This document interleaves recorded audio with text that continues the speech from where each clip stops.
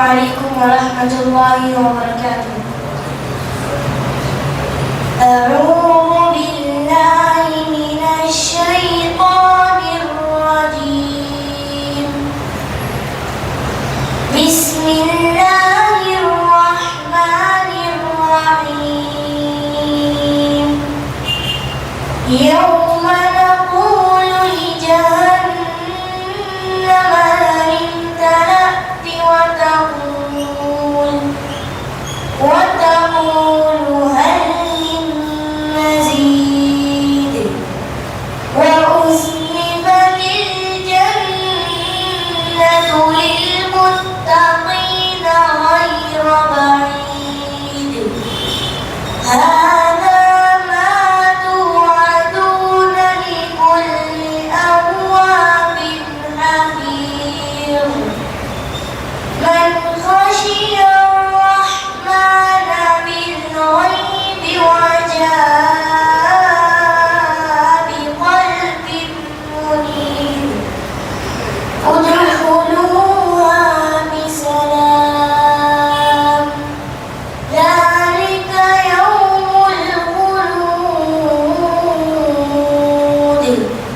لهم ما يشاءون فيها ولدينا مزيد. السلام عليكم ورحمة الله وبركاته.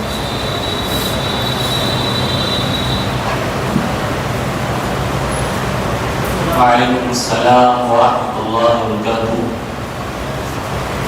یہ تھے عزیزم محمد حسین جو آپ کے سامنے قرآن مجید کی تلاوت کر رہے تھے. اللہ تعالیٰ سے دعا کرتا ہوں اللہ تعالیٰ کی آواز میں مزید تاثیر پیدا کرے. اب بغیر کسی تمہید کے پروگرام کا آغاز کرنا مناسب ہے. جیسا کہ میں نے کہا کہ آج کے ہمارے اس بزم کے اس مجلس کے خطیب اور مقرر علمی حلقوں میں معروف اور مشہور ڈاکٹر اجمل منظور صاحب سنابلی مدنی جو ممبئی سے تشریف لائے ہیں. بہت ساری کتابوں کا انہوں نے ترجمہ کیا ہے, بہت ساری کتابوں کے مؤلف بھی ہیں اور بہت ساری جمعیات سے جڑے ہوئے ہیں. جامعہ التوحید بھیونڈی ممبئی کے استاد بھی ہیں اور ماشاءاللہ کافی ہندوستان کے دورے ان کے ہوتے ہیں. اللہ تعالیٰ نے ان کے ذریعہ ہندوستان میں کافی لوگوں کو حق کی پہچان کروائی اور باطل تحریکی فتنے جو ہندوستان میں پنپ رہے تھے اللہ تعالیٰ نے ان کے قلم سے ان کی زبان سے ان فتنوں کا سد باب کیا اور بہت سارے لوگ رائے حق کو قبول کرنے پر مجبور ہو گئے. شیخ محترم کا خطاب انشاءاللہ آج ایک انوکھے اور نایاب ٹاپک پر ہوگا. ہو سکتا ہے جس کو آپ نے پہلے کبھی نہ سنا ہو. باتیں علمی ہوگی, لہذا آپ لوگوں سے گزارش کروں گا کہ دل جمعی کے ساتھ بیٹھیں اور اس پروگرام سے فائدہ اٹھانے کی کوشش کریں. شیخ محترم سے نہایت ہی مؤدبانہ التماس کرتا ہوں کہ شیخ محترم آئیں اور اپنے خطاب سے لوگوں کو مستفید فرمائیں.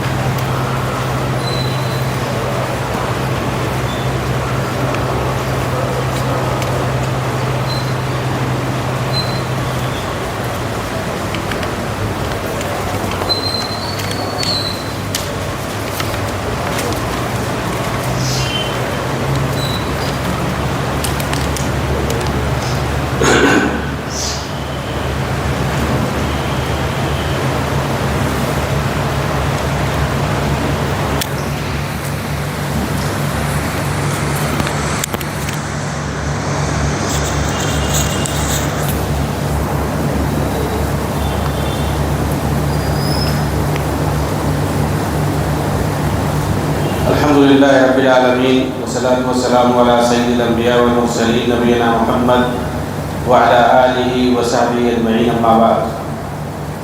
اعوذ باللہ من الشیطان الرجیم. بسم اللہ الرحمن الرحیم. وَلَقَدْ بَعَثْنَا فِي كُلِّ أُمَّةٍ رَسُولًا أن اعبدوا الله واجتنبوا الطاغوت وقال تعالى وما خلقت الجن والإنس إلا ليعبدون.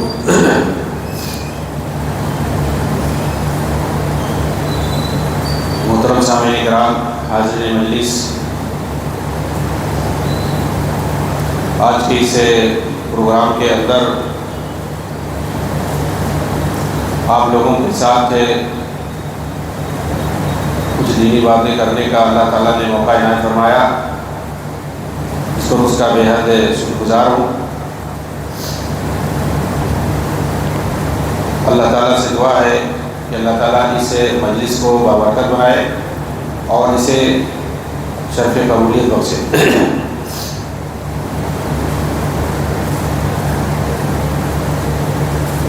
اللہ رب العالمین نے انسان کو اس سرزمین پر پیدا کیا ہے، اس دنیا کے اندر اس کی تخلیق کی ہے، اس کا ایک خاص مقصد ہے۔ وہ مقصد کیا ہے؟ اللہ کی عبادت اور اس کی اطاعت اور فرما برداری۔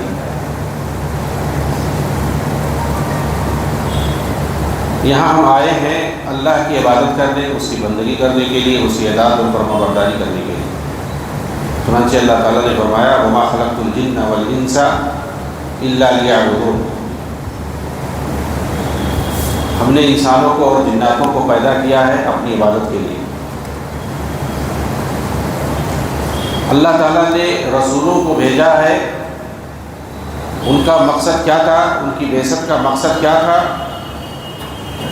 وَلَقَدْ بَعَثْنَا فِي كُلِّ أُمَّةٍ رَسُولًا أَنِ اعْبُدُوا اللَّهَ وَاجْتَنِبُوا الطَّاغُوتَ، کہ وہ اپنی قوم کو جا کر کے پیغام دیں کہ وہ خالص اللہ کی عبادت کرے اور غیر اللہ کی عبادت ترک کر دے۔ انسان جب بھی راہ حق سے بھٹکا ہے، اللہ تعالیٰ نے رسولوں کا سلسلہ شروع کیا ہے۔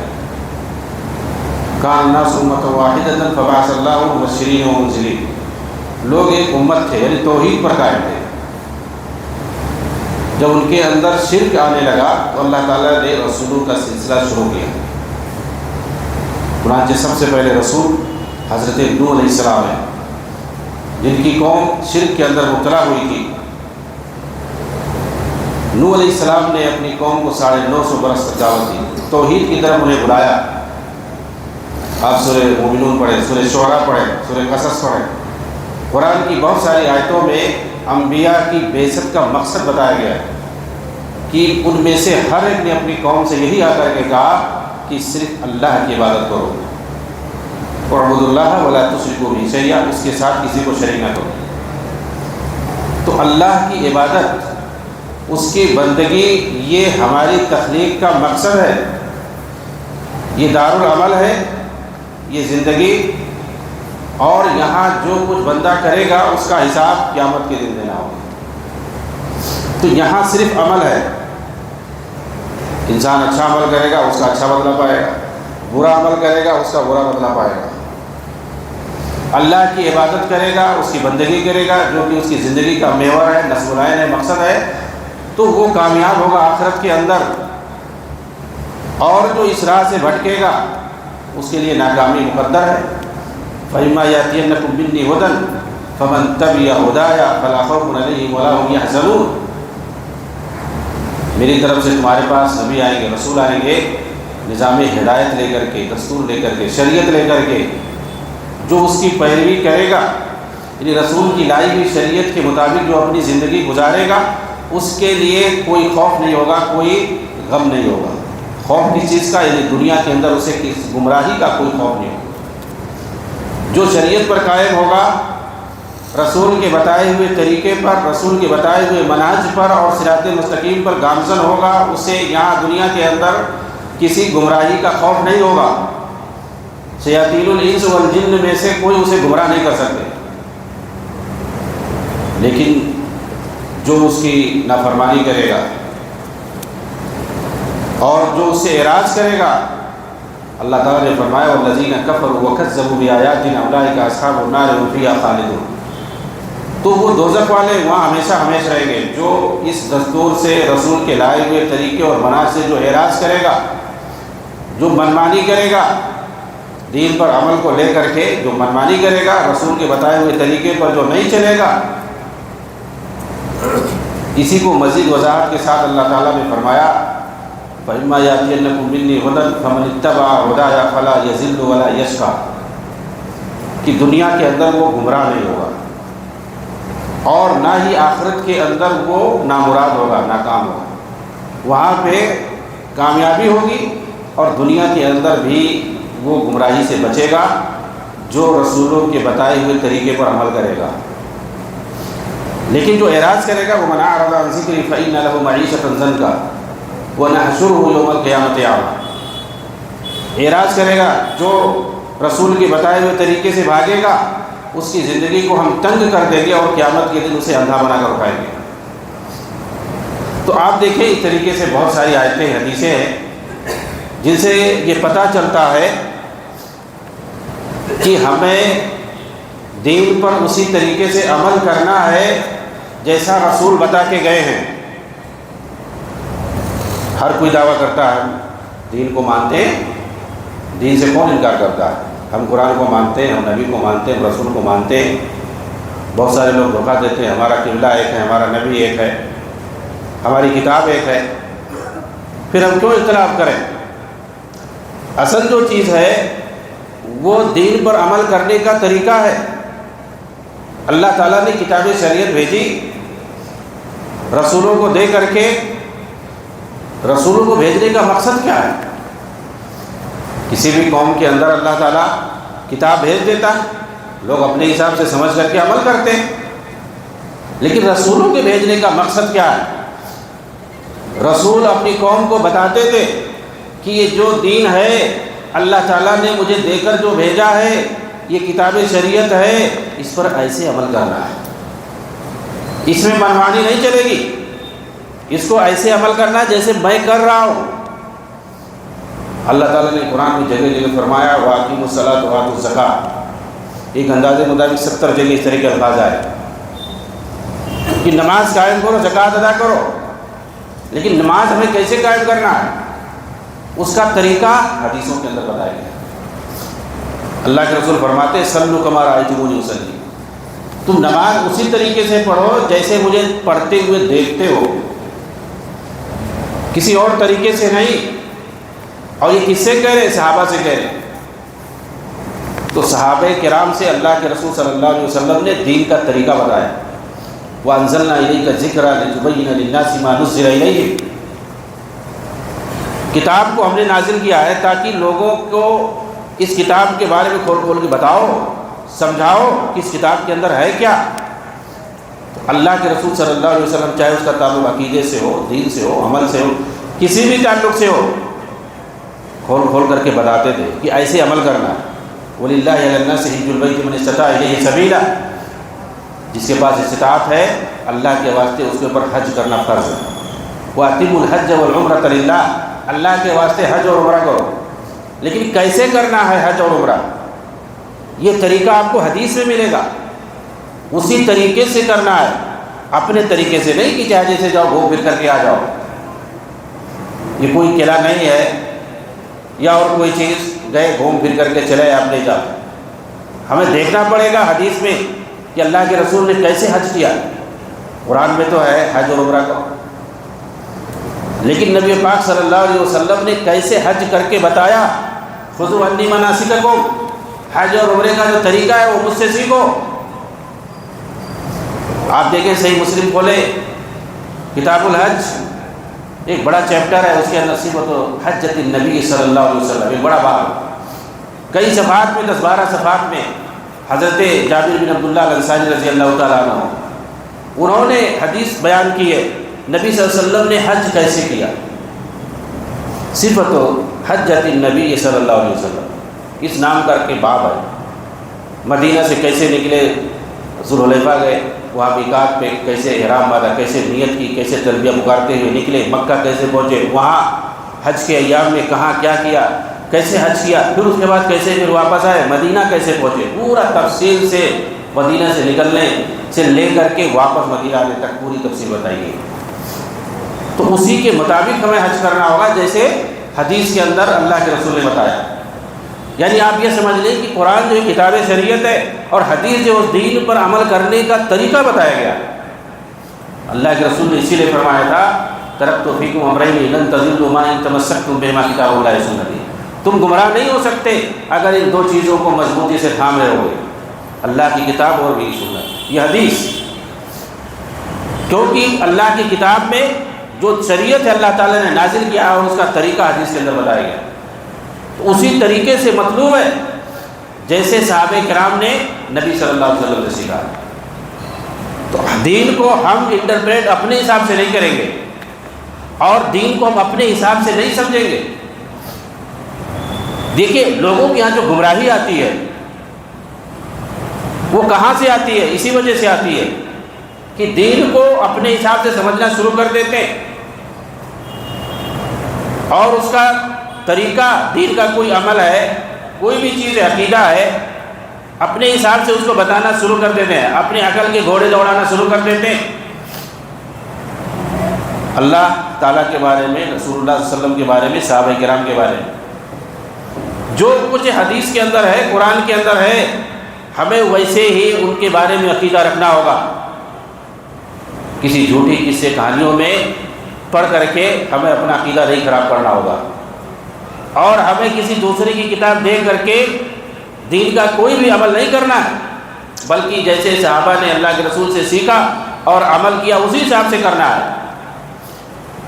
اللہ کے رسول صلی اللہ علیہ وسلم کی وفات ہوتی ہے، صحابہ کرام مدینہ چھوڑ کر کے پورے عالم اسلام میں بکھر جاتے ہیں۔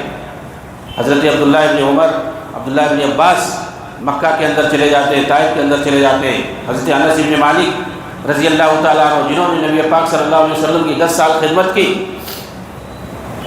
کہتے ہیں جس دن اللہ کے رسول کا انتقال ہوا پوری دنیا میرے لیے اندھیری ہو گئی، اچھا ہی نہیں لگتا تھا۔ وہ چھوڑ کے چلے گئے، بصرہ چلے گئے، عراق کے اندر جو ایک بڑا شہر۔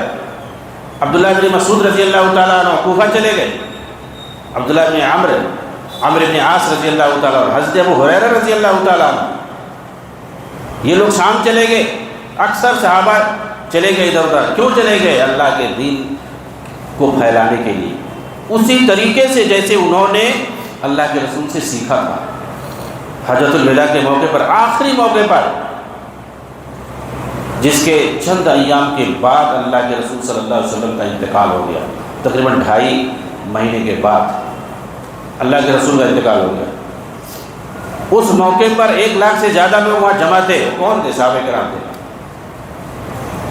آپ نے ان سے وعدہ لیا اور پوچھا کیا ہم نے اللہ تعالیٰ نے جو دین دے کر کے بھیجا ہے ہم نے اس کو پورا پہنچا دیا؟ سب نے گواہی دی، ہاں آپ نے پورا پہنچا دیا۔ پھر اس کے بعد کہا یہ پھر آپ کی ذمہ داری بنتی ہے کہ آپ لوگ اس کو ان لوگوں تک پہنچا دیں گے جو یہاں پر نہیں ہیں۔ فَلْيُبَلِّغِ الشَّاهِدُ الْغَائِبَ۔ تو صحابہ کرام نے وعدہ کیا، انہوں نے دین کو بغیر کسی کم و کاس کے منوعان آئے جدید اسی طریقے سے جیسا اللہ کے رسول سے سیکھا تھا، جس طریقے سے اسی طریقے سے انہوں نے اپنے بعد والوں کو پہنچایا ہے۔ وہ نماز پڑھتے تھے صحابہ کرام اپنے جو ہے شاگردوں کے سامنے، اس کے بعد کہتے تھے ایسے ہی میں نے اللہ کے رسول کو نماز پڑھتے ہوئے دیکھا ہے۔ وضو بناتے تھے، اس کے بعد کہتے تھے ایسے ہی میں نے اللہ کے رسول کو وضو بناتے ہوئے دیکھا ہے۔ دین کا کوئی کام کرتے تھے تو کہتے تھے ایسے ہی اللہ کے رسول کو میں نے کرتے ہوئے دیکھا۔ اس کا کیا مطلب ہے؟ ایسے ہی، یعنی دین کا عمل ہمیں مطلوب ہے ویسے ہی جیسے اللہ کے رسول نے صحابہ کو بتایا ہے۔ اسی لیے اللہ کے رسول نے فرمایا، صحیح مسلم کی روایت ہے، من عمل عملا لیس علیہ امرنا فہو رد۔ کوئی بھی عمل اگر کرتا ہے دین کا میری شریعت کے مطابق اگر نہیں ہے وہ تو اللہ کے یہاں قبول ہی نہیں ہے۔ تو وہ طریقہ بھی مطلوب ہے، نماز ہے، روزہ ہے، حج ہے، زکوٰۃ ہے، کوئی بھی چیز ہے، دین کا کوئی بھی عمل ہے، کوئی بھی نیکی ہے، اس کو اسی طریقے سے کیا جائے گا جیسے مطلوب ہے شریعت میں، جس طریقے سے کرنے کے لیے مطلوب ہے۔ اور یہ چیز ہمیں حدیث میں ملے گی۔ کوئی بھی حدیث کھولے، آخر میں صحابی کا نام آئے گا، صحابی کیا کہتے ہیں؟ اللہ کے رسول کو میں نے ایسے کہتے ہوئے سنا ہے، ایسے عمل کرتے ہوئے دیکھا ہے۔ تو حدیث کے اندر طریقہ بتایا گیا ہے دین پر عمل کرنے کا، دین پر چلنے کا، عقیدہ عمل، ان سب کا طریقہ حدیثوں کے اندر بیان کیا گیا۔ اس لیے قرآن کے ساتھ ساتھ حدیث کو سیکھنا پڑھنا یہ ضروری ہے تاکہ ہم دین سے اچھی طرح سے جڑے رہیں، دین کے معاملے میں ہم بھٹکے نہیں۔ کیونکہ بہت سارے لوگ آتے ہیں صحابہ کے بارے میں بکواس کرتے ہیں، حدیثوں کے بارے میں فلاں حدیث ایسی ہے ویسی ہے، وہ دراصل بھٹکانا چاہتے ہیں تاکہ ہم کتاب شریعت کو اپنے حساب سے سمجھ کر کے جیسا چاہیں عمل کریں۔ آپ قرآن کے بارے میں قرآن کے اندر پڑھیں گے صحابہ کے مقام کو کیسا بیان کیا گیا، ان کو اتھارٹی دی گئی ہے، صحابہ کا ایک مقام ہے، وہ ہمارے لیے معیار ہے۔ اللہ تعالیٰ نے فرمایا وَإِذَا قِيلَ لَهُمْ آمِنُوا كَمَا آمَنَ النَّاسُ قَالُوا أَنُؤْمِنُ كَمَا آمَنَ السُّفَهَاءُ۔ منافقوں سے جب کہا جاتا ہے کہ ایمان ویسے ہی لاؤ جیسے یہ لوگ لائے ہیں، تو نبی کے ساتھ ہیں صحابہ کرام، تو یہ لوگ کہتے ہیں کہ کیا ہم بیوقوفوں کی طرح ایمان لائیں؟ تو اللہ تعالیٰ نے کہا کہ بیوقوف تم وہ لوگ نہیں، لیکن تمہیں اس کا شعور نہیں۔ تو اللہ تعالیٰ دیکھیے صحابہ کرام کا دفاع کر رہا۔ ایک دوسری جگہ اللہ تعالیٰ نے فرمایا فَإِنْ آمَنُوا بِمِثْلِ مَا آمَنْتُم بِهِ فَقَدِ اهْتَدَوْا وَإِنْ تَوَلَّوْا فَإِنَّمَا هُمْ فِي شِقَاقٍ، کہ اگر یہ لوگ یہودیوں کے بارے میں یہ لوگ ایمان ویسے ہی لائیں گے جیسے ان لوگوں کا ایمان ہے، تم لوگوں کا ایمان ہے یعنی صحابہ کا، تبھی وہ ہدایت پر مانے جائیں گے، ورنہ ہدایت پر نہیں مانے جائیں گے۔ یعنی ایمان کیسا ہونا؟ صحابہ کی طرح ہونا، تبھی جو ہے ایمان پختہ مانا جائے گا، صحیح مانا جائے گا۔ یہودی کہتے تھے، نصارہ کہتے تھے کہ ہم بھی تو رسولوں پر ایمان لاتے ہیں، اپنے نبی پہ ہم بھی ایمان لاتے ہیں، تم بھی اپنے نبی پہ ایمان لاتے ہو، ہم بھی اللہ پر ایمان لاتے ہیں، تو ہمارے تمہارے اندر کیا فرق ہے؟ اللہ تعالیٰ نے فرمایا ہے فرق، یہ جو صحابہ ہے تمہارے تمام انبیاء پر ایمان لاتے ہیں، حضرت آدم سے لے کر کے حضرت عیسیٰ تک سب پر ایمان لاتے ہیں، اور پلس آخری پیغمبر پر بھی ایمان لاتے ہیں، اور تم لوگ آخری پیغمبر پر ایمان نہیں لاتے ہو۔ یہ فرق ہے، جیسے ان کا ایمان ہوگا ویسے ہی جب تمہارا ایمان ہوگا تب ہدایت پر مانے جاؤ گے، نہیں تو نہیں مانے جاؤ گے۔ دیکھیے صحابہ کے ایمان کو اللہ تعالیٰ نے معیار بنایا۔ وَمَن يُشَاقِقِ الرَّسُولَ مِن بَعْدِ مَا تَبَيَّنَ لَهُ الْهُدَىٰ وَيَتَّبِعْ غَيْرَ سَبِيلِ الْمُؤْمِنِينَ نُوَلِّهِ مَا تَوَلَّىٰ وَنُصْلِهِ جَهَنَّمَ وَسَاءَتْ مَصِيرًا، جو رسول کی مخالفت کرے گا اور ہدایت کے واضح ہو جانے کے بعد کوئی مومنوں کے راستے کو چھوڑ کر دوسرا راستہ اختیار کرے گا تو اس کے لیے جہنم کا راستہ ہے۔ اللہ تعالیٰ اپنی ذمہ داری نہیں لیتا ایسے آدمی کے بارے میں۔ آپ دیکھیں یہاں سبیل المومنین سے صحابہ کا طریقہ مراد ہے۔ اللہ کے رسول صلی اللہ علیہ وسلم نے ایک بار فرمایا کہ یہود و نصارہ یہ لوگ 72 فرقوں میں بٹ گئے، افترقت الیہود علی 71 فرقہ، یہودی 71 فرقوں میں بٹ گئے، وافترقت النصارى علی 72 فرقہ، عیسائی جو ہے 72 فرقوں میں بٹ گئے، وستفترق امتی علی 73 فرقہ کلها فی النار الا واحدہ، میری امت 73 فرقوں میں بٹے گی سوائے ایک کے سب لوگ جہنم میں ہوں گے۔ صحابہ کرام نے پوچھا اللہ کے رسول وہ ایک کون ہوگا؟ وہ گروہ جو ایک کامیاب ہونے والا ہوگا، جنت میں جانے والا ہوگا، کون ہوگا؟ صحابہ کرام جنت کے لیے راستہ ڈھونڈتے تھے، جنت میں جانے کے لیے راستہ ڈھونڈتے تھے، شبہات کے پیچھے نہیں پڑتے تھے۔ صحابہ کرام نے فرمایا ما انا علیہ اليوم واصحابی، یہ وہ لوگ ہوں گے جو اس راستے پر چلیں گے، اس طریقے پر چلیں گے جس پہ آج میں ہوں اور میرے صحابہ۔ دیکھیے آپ نے اپنے ساتھ صحابہ کو اتھارٹی دی، یعنی صحابہ کے طریقے پر جو چلے گا وہ کامیاب ہوگا۔ آپ نے کسی جماعت کا نام نہیں لیا، کسی تنظیم کا نام نہیں لیا، کسی فرقے کا نام نہیں لیا، جو صحابہ کا طریقہ ہے، نبی صلی اللہ علیہ وسلم سے جو انہوں نے سیکھا اور جیسے انہوں نے نبی صلی اللہ علیہ وسلم سے سیکھ کر کے عمل کیا ہے اسی طریقے سے ہمارا عمل ہونا چاہیے، تب کامیاب ہوں گے۔ یہاں جو ہے کسی کو خاص نہیں کیا گیا ہے۔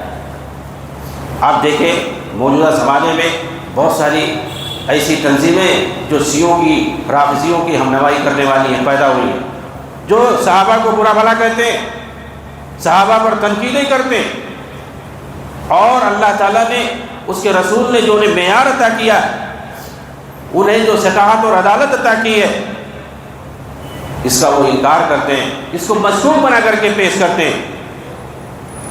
انہیں میں سے آپ دیکھیں کہ موجودہ زمانے میں اخوان المسلمین اور جماعت اسلامی جیسی تنظیمیں جو ہیں ان سب کے اندر شیعوں اور رافضیوں کی فکر پائی جاتی ہے، صحابہ کے خلاف، اور اسی طریقے سے جو خارجیت کی بو ہوتی ہے، حکمرانوں کے خلاف بھڑکانا، علماء کے خلاف بھڑکانا، اور اسی طریقے سے ملک کی فوج کے خلاف بھڑکانا، نوجوانوں کو گمراہ کرنا، یہ ساری صفتیں جو ان کے یہاں پائی جاتی ہیں۔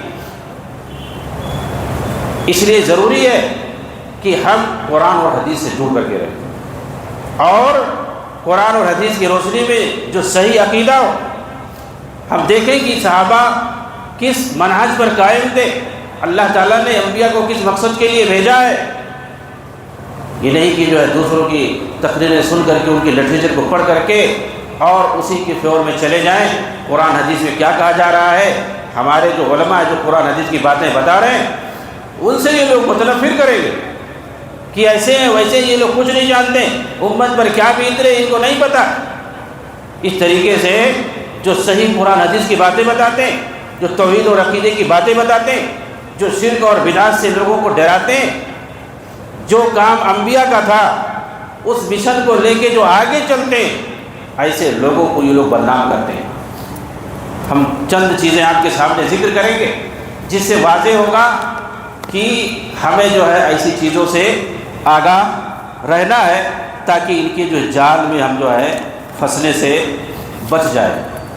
چنانچہ آپ دیکھیں، جیسا کہ میں نے کہا، عقیدے توحید کو یہ لوگ جو ہے اس کی اہمیت کو کم کر کے لوگوں کے سامنے پیش کرتے ہیں، لوگوں کو توحید اور عقیدے سے متنفر کرنے کی کوشش کرتے ہیں۔ کیا دیکھو گے لٹریچر کہیں صحابہ کے خلاف، کہیں انبیاء کے خلاف، اور کہیں علماء کے خلاف، اور ادھر ادھر کے جو ہے مسائل میں الجھی ہوئی کی تحریریں رہتی ہیں، جذباتی تحریریں رہتی ہیں، عقیدے پر کوئی بحث نہیں ہوتی ہے، شرک پر کوئی بات نہیں ہوتی ہے، بدعت اور خرافات جس میں امت بھری ہوئی ہے اس پر کوئی بات نہیں کرتے ہیں، اور قبر پرستی، مزار پرستی، خانقاہیت، یہ جو ساری جو ہے چیزوں میں امت الجھی ہوئی ہے، اس پر ان کے یہاں کوئی بات نہیں ہوتی ہے، بلکہ اگر اس کے خلاف کوئی بولے گا ان کے یہاں جا کر کے تو اس کو جو ہے رہنے نہیں دیں گے۔ آپ دیکھیں انبیاء کی بعثت کا مقصد جیسا کہ بتایا گیا وہ کیا تھا، یہی توحید کی دعوت تھی۔ اللہ کے رسول صلی اللہ علیہ وسلم صحابہ کرام کو کہیں بھیجتے تھے تو کہتے تھے کہ سب سے پہلے جاؤ لوگوں کو توحید کی دعوت دو۔ اللہ کے رسول زندگی بھر توحید کی دعوت دیتے رہے، تمام انبیاء توحید کی دعوت کے لیے آئے، لیکن یہ کہیں گے کہ تمام انبیاء کو اقامت دین کے لیے بھیجا گیا تھا، اور اقامت دین سے مراد کیا لیتے ہیں؟ حکومت قائم کرنا، حکومت قائم کرنے کے لیے، خلافت قائم کرنے کے لیے۔ سنیں آپ ڈاکٹر اسرار کی تقریر ہے، پڑھیں آپ جو ہے سید مودودی اور سید قطب وغیرہ کی تحریریں، یہی ساری چیزیں ان کی تحریروں میں ملے گی۔ انبیاء آئے تھے خلافت قائم کرنے کے لیے، اقامت دین کے لیے۔ اقامت دین ہے کیا چیز؟ یہ کہتے ہیں حکومت قائم کرنا، خلافت قائم کرنا، اس کے لیے کوشش کرو، انقلاب لانے کی کوشش کرو۔ اسی سے جو ہے نوجوانوں کو بھڑکاتے ہیں اور انبیاء کا مشن بتاتے ہیں کہ وہ آئے تھے حکومت قائم کرنے، دین قائم کرنے۔ ارے دین قائم کرنا کسے کہتے ہیں؟ تمام انبیاء کے بارے میں پڑھو قرآن کے اندر، انہوں نے کون سے جو ہے، کس نبی نے جو دین قائم کرنے کے لیے، حکومت قائم کرنے کے لیے کون آئے تھے؟ اور دین قائم کرنے کے لیے آئے تھے، اس کی جو ہے اس کی غلط جو ہے تشریح یہ لوگ کرتے ہیں۔ حضرت نوح علیہ السلام 950 برس انہوں نے تبلیغ کی اپنی قوم کو، کون سی حکومت انہوں نے قائم کی؟ چند لوگ ایمان لائے، باقی پر بددعا کر دیا، سب غرق ہو گئے۔ کہاں انہوں نے حکومت قائم کی تھی 950 برس میں؟ اس طریقے سے آپ جائیں تمام انبیاء کی زندگی کو پڑھیں، ان کے مشن میں یہ شامل ہے کہ جاؤ اپنی قوم سے کہو کہ صرف اللہ کی عبادت کرو، اس کے علاوہ کسی کے شریک نہ ٹھہراؤ۔ کس نبی کو کہا گیا حکومت قائم کرو؟ اگر کسی کو اللہ تعالیٰ نے اقتدار دیا اور ملوکیت دیا، بادشاہت دی، تو یہ جو اللہ کی طرف سے انعام ہے، حضرت سلیمان کو، حضرت داؤد علیہ السلام کو اللہ تعالیٰ نے کہا کہ میں نے تمہارے بنو اسرائیل پر بڑا احسان کیا، وَآتَيْنَاهُ مُلْكًا عَظِيمًا، بڑی بادشاہتیں دی ہیں، عظیم بادشاہت عطا کی ہے، تو یہ اللہ کا احسان ہے۔ لیکن کوئی خود سے کیا حکومت اور اقتدار قائم کرنے کے لیے آیا؟ یہ جو ہے ان لوگوں کا پروپیگنڈا ہے۔ کوئی نبی جو ہے خلافت قائم کرنے یا اقتدار قائم کرنے کے لیے نہیں آئے۔ اللہ تعالیٰ نے قرآن کریم کے اندر فرمایا کہ اللہ تعالیٰ وصیت کرتا ہے تمہاری طرف، نوح علیہ السلام کی طرف، ابراہیم کی طرف، موسیٰ اور عیسیٰ کی طرف کہ تم لوگ دین کو قائم کرو، اس کے اندر تفرقہ نہ کرو، اور نقیم الدین ولا تفرقوا فیہ۔ اس آیت سے استناد کرتے استدلال کرتے ہیں کہ انبیاء آئے تھے اقامت دین کے لیے، اللہ نے کہا ہے کہ تم لوگ دین کو قائم کرو۔ اب آپ آئیے انبیاء کے بارے میں ان کی زندگی کو دیکھیں، جو یہ مفہوم بناتے ہیں خلافت قائم کرنا اقامت دین سے مراد ہے، اقتدار قائم کرنا مراد ہے، جن انبیاء کا 5 انبیاء العظم کا ذکر آیا ہوا اس آیت کے اندر، انہوں نے کون سی حکومت قائم کی تھی؟ نوح علیہ السلام، سب سے پہلے حضرت نوح علیہ السلام کا تذکرہ، اس کے بعد نبی پاک صلی اللہ علیہ وسلم کا تذکرہ ہے، حضرت موسیٰ کا ذکر ہے، ابراہیم کا ذکر ہے، عیسیٰ کا ذکر ہے۔ حضرت نوح نے 950 برس کون سی خلافت قائم کی، کون سی حکومت قائم کی؟ اس میں جو ہے حضرت ابراہیم علیہ السلام کا ذکر ہے، انہوں نے کون سی حکومت قائم کی اپنی زندگی کے اندر؟ وہ اپنے گھر والوں کو بت پرستی کے خلاف سمجھاتے رہے، اپنے باپ کو سمجھاتے رہے، گھر والوں کو کہ بت کو مت پوجو، ایسا ہے ویسا ہے، کوئی فائدہ نہیں پہنچاتا ہے، کوئی نقصان نہیں پہنچاتا ہے، جو اپنے ہاتھ سے بناتے ہو کیوں اس کو پوج رہے ہو؟ جو وقت کا حاکم تھا اس سے بھی آپ نے جو مناظرہ کیا، آپ جائیے توحید پر مناظرہ کیا، اور آپ نے جب دیکھا کہ لوگ چلے گئے میلے میں چلے گئے تو آپ نے جا کر کے بتوں کو توڑ دیا، یعنی بتوں سے اتنی نفرت تھی تو بت پرستی کے خلاف آپ نے لڑائی کی ہے۔ کہیں آپ نے جو حکومت اقتدار کے لیے کوئی لڑائی کی ہے، جنگ کی ہے؟ آپ نے بتوں کو توڑا جس کی وجہ سے آپ کو آگ میں ڈالا گیا۔ اس کے بعد آپ چلے جاتے ہیں تبلیغ کرنے کے لیے، مصر میں جاتے ہیں، فلسطین میں جاتے ہیں، مکہ میں حکم ہوتا ہے کہ جاؤ وہاں بیت اللہ کو تعمیر کرو، وہاں جاتے ہیں، توحید کا جو گھر ہے سارے لوگ وہاں جاتے ہیں حج کرنے کے لیے، توحید کو بلند کرنے کے لیے، تلبیہ پکارتے ہوئے، پورا تلبیہ دیکھیں اس کو توحید نام دیا گیا۔ اللہ تعالیٰ ہم تیرے دربار میں حاضر ہوئے صرف تیری عبادت کے لیے، لا شریک لک، تیرے سوا کوئی شریک نہیں ہے، ہم تیرے سوا کسی کو شریک نہیں ٹھہرائیں گے۔ وہاں جاتے ہیں، اس کے بعد اپنے یہاں واپس آتے ہیں، یہ اقرار کرتے ہیں، وہاں جتنے دن رہتے ہیں 8 دن 10 دن تلبیہ پکارتے ہیں، توحید کا اقرار کرتے ہیں، اور گھر آتے ہیں ادھر ادھر مزاروں پہ جاتے ہیں چڑھاوا چڑھانے کے لیے، ادھر ادھر جاتے ہیں قربانی کرنے کے لیے، ذبیحہ کرنے کے لیے جاتے ہیں، بکرا ذبح کرنے جاتے ہیں بابا کے نام، کہ وہاں سے واپس چلے آئے آرام سے۔ کیا یہ وہاں پہ گئے وعدہ کر رہے تھے، یہاں پہ آئے وعدہ بھول گئے؟ مسجد کے اندر آتے ہیں، سورہ فاتحہ پڑھتے ہیں، نماز پڑھتے ہیں، اقرار کرتے ہیں ایاک نعبد، ہم صرف تیری عبادت کریں گے، وایاک نستعین، صرف تجھی سے مدد مانگیں گے۔ مسجد سے باہر جاتے ہیں، یا رسول اللہ، یا غوث پاک، یا علی، یا حسین، دنیا بھر کے نعرے، غیر اللہ کو پکارنا شروع کر دیتے ہیں، غیر اللہ سے اولادیں مانگتے ہیں۔ کیا ہے یہ مذاق؟ اللہ کے دربار میں آتے ہو، وعدہ کرتے ہو کہ ہم تیری عبادت کریں گے، باہر نکلتے ہی غیر اللہ کو پکارنا شروع کر دیتے ہیں۔ آپ انبیاء کے مشن کو دیکھیں، وہ ایسے ہی لوگوں کو سمجھانے کے لیے آئے تھے، ایسے ہی بھٹکے ہوئے لوگوں کو توحید کی طرف لانے کے لیے بھیجے گئے تھے یہ تمام انبیاء۔ اس آیت کے اندر حضرت موسیٰ کا ذکر ہے، وہ موسیٰ و عیسیٰ۔ موسیٰ علیہ السلام کی زندگی آپ پڑھیں، مختلف جگہوں پر قرآن کے اندر کہیں تفصیل سے کہیں اختصار سے بیان کیا گیا ہے۔ فرعون کے پاس اللہ تعالیٰ انہیں بھیجتے ہیں کہ جاؤ اس کے پاس، اس کو تبلیغ کرو، اس کو سمجھاؤ، ارجع الی فرعون انہ طغی فقولا له قولا لینا لعلہ یتذکر او یخشی۔ اس کو جاؤ، اس سے نرمی سے بات کرو، اس کے پاس جاؤ، اس کو سمجھاؤ، ہو سکتا ہے وہ اللہ سے ڈر جائے، اس کے اندر خوف پیدا ہو جائے۔ یہ نہیں کہا کہ جاؤ بنو اسرائیل کو لے لو اور جاؤ سڑکوں پر اس کے خلاف مظاہرہ کرو، کہا جاؤ اس کے پاس جاؤ، اس کے دربار میں جاؤ، اس کو سمجھاؤ توحید کے بارے میں، اس کو دین کی دعوت دو اور سمجھاؤ تو رب نہیں ہے، تیرا اور پوری کائنات کا رب اور ہے کوئی، جا کر کے اس کو سمجھاؤ۔ لیکن وہ نہیں مانا، تو کیا ہوا؟ آپ سمجھاتے رہے، معجزات کے معجزات آتے رہے، 9 معجزے آئے، سب کچھ دیکھا، لیکن وہ ایمان نہیں لایا۔ حضرت موسیٰ علیہ السلام بنو اسرائیل کو لے کر کے وہاں سے چلے گئے، کوئی سمجھوتا کیا؟ وہاں کوئی مقابلہ کیا؟ بنو اسرائیل بڑی تعداد تھی حضرت موسیٰ کے پاس، اگر حکومت قائم کرنا مقصد ہوتا ہے اقامت دین کا تو وہاں بنو اسرائیل کو لے کر کے احتجاج کرتے، لے کر کے واپس چلے آئے، فلسطین لے کر کے واپس چلے آئے، بحر احمر پار کر کے وہ پیچھا کیا، اسی دریا میں وہ غرق ہو گیا فرعون اپنی فوج کے ساتھ۔ حضرت موسیٰ بنو اسرائیل کے ساتھ میدان تین میں 40 سال تک رہے۔ وہ چاہتے تو مصر میں جا کر کے وہاں حکومت قائم کرتے، اگر حکومت قائم کرنا مقصود ہوتا، خلافت قائم کرنا مقصود ہوتا تو۔ مصر خالی ہے، فرعون اس کی بڑی فوج وہ دریا میں ڈوب چکی ہے، وہاں کوئی نہیں ہے۔ بنو اسرائیل کو لے کے جاتے، وہاں حکومت کرتے، وہاں نہیں گیا۔ آپ کو فلسطین حکم تھا، فلسطین آ گئے۔ اگر حکومت قائم کرنا مقصود ہوتا، اقیم الدین سے مراد کہ دین کو قائم کرو، اقامت دین سے مراد حکومت قائم کرنا ہوتا تو موسیٰ علیہ السلام کا جو ذکر ہے کہ دین کو قائم کرو تو جاتے حکومت قائم کرتے، لیکن نہیں کیا انہوں نے۔ عیسیٰ علیہ السلام کا ذکر ہے اسی کے اندر کہ عیسیٰ اللہ کا دین قائم کرو، وہ تو زندگی بھر یہودیوں کو اور دوسرے لوگوں کو دین کی دعوت دیتے رہے، توحید کی طرف بلاتے رہے، اخلاقی اور سماجی برائیوں سے بچنے کی تلقین کرتے رہے۔ کس کی حکومت؟ کافروں کی حکومت، رومی مشرکوں کی حکومت کے تحت رہ کر کے انہوں نے لوگوں کو تبلیغ کی ہے۔ ایک نبی کافروں، ایک رسول کافروں کی حکومت کی ماتحتی میں رہ کر کے پوری زندگی انہوں نے تبلیغ کی ہے۔ وہاں کس کی حکومت تھی؟ فلسطین کے اندر رومیوں کی حکومت تھی، کافروں اور مشرکوں کی حکومت تھی۔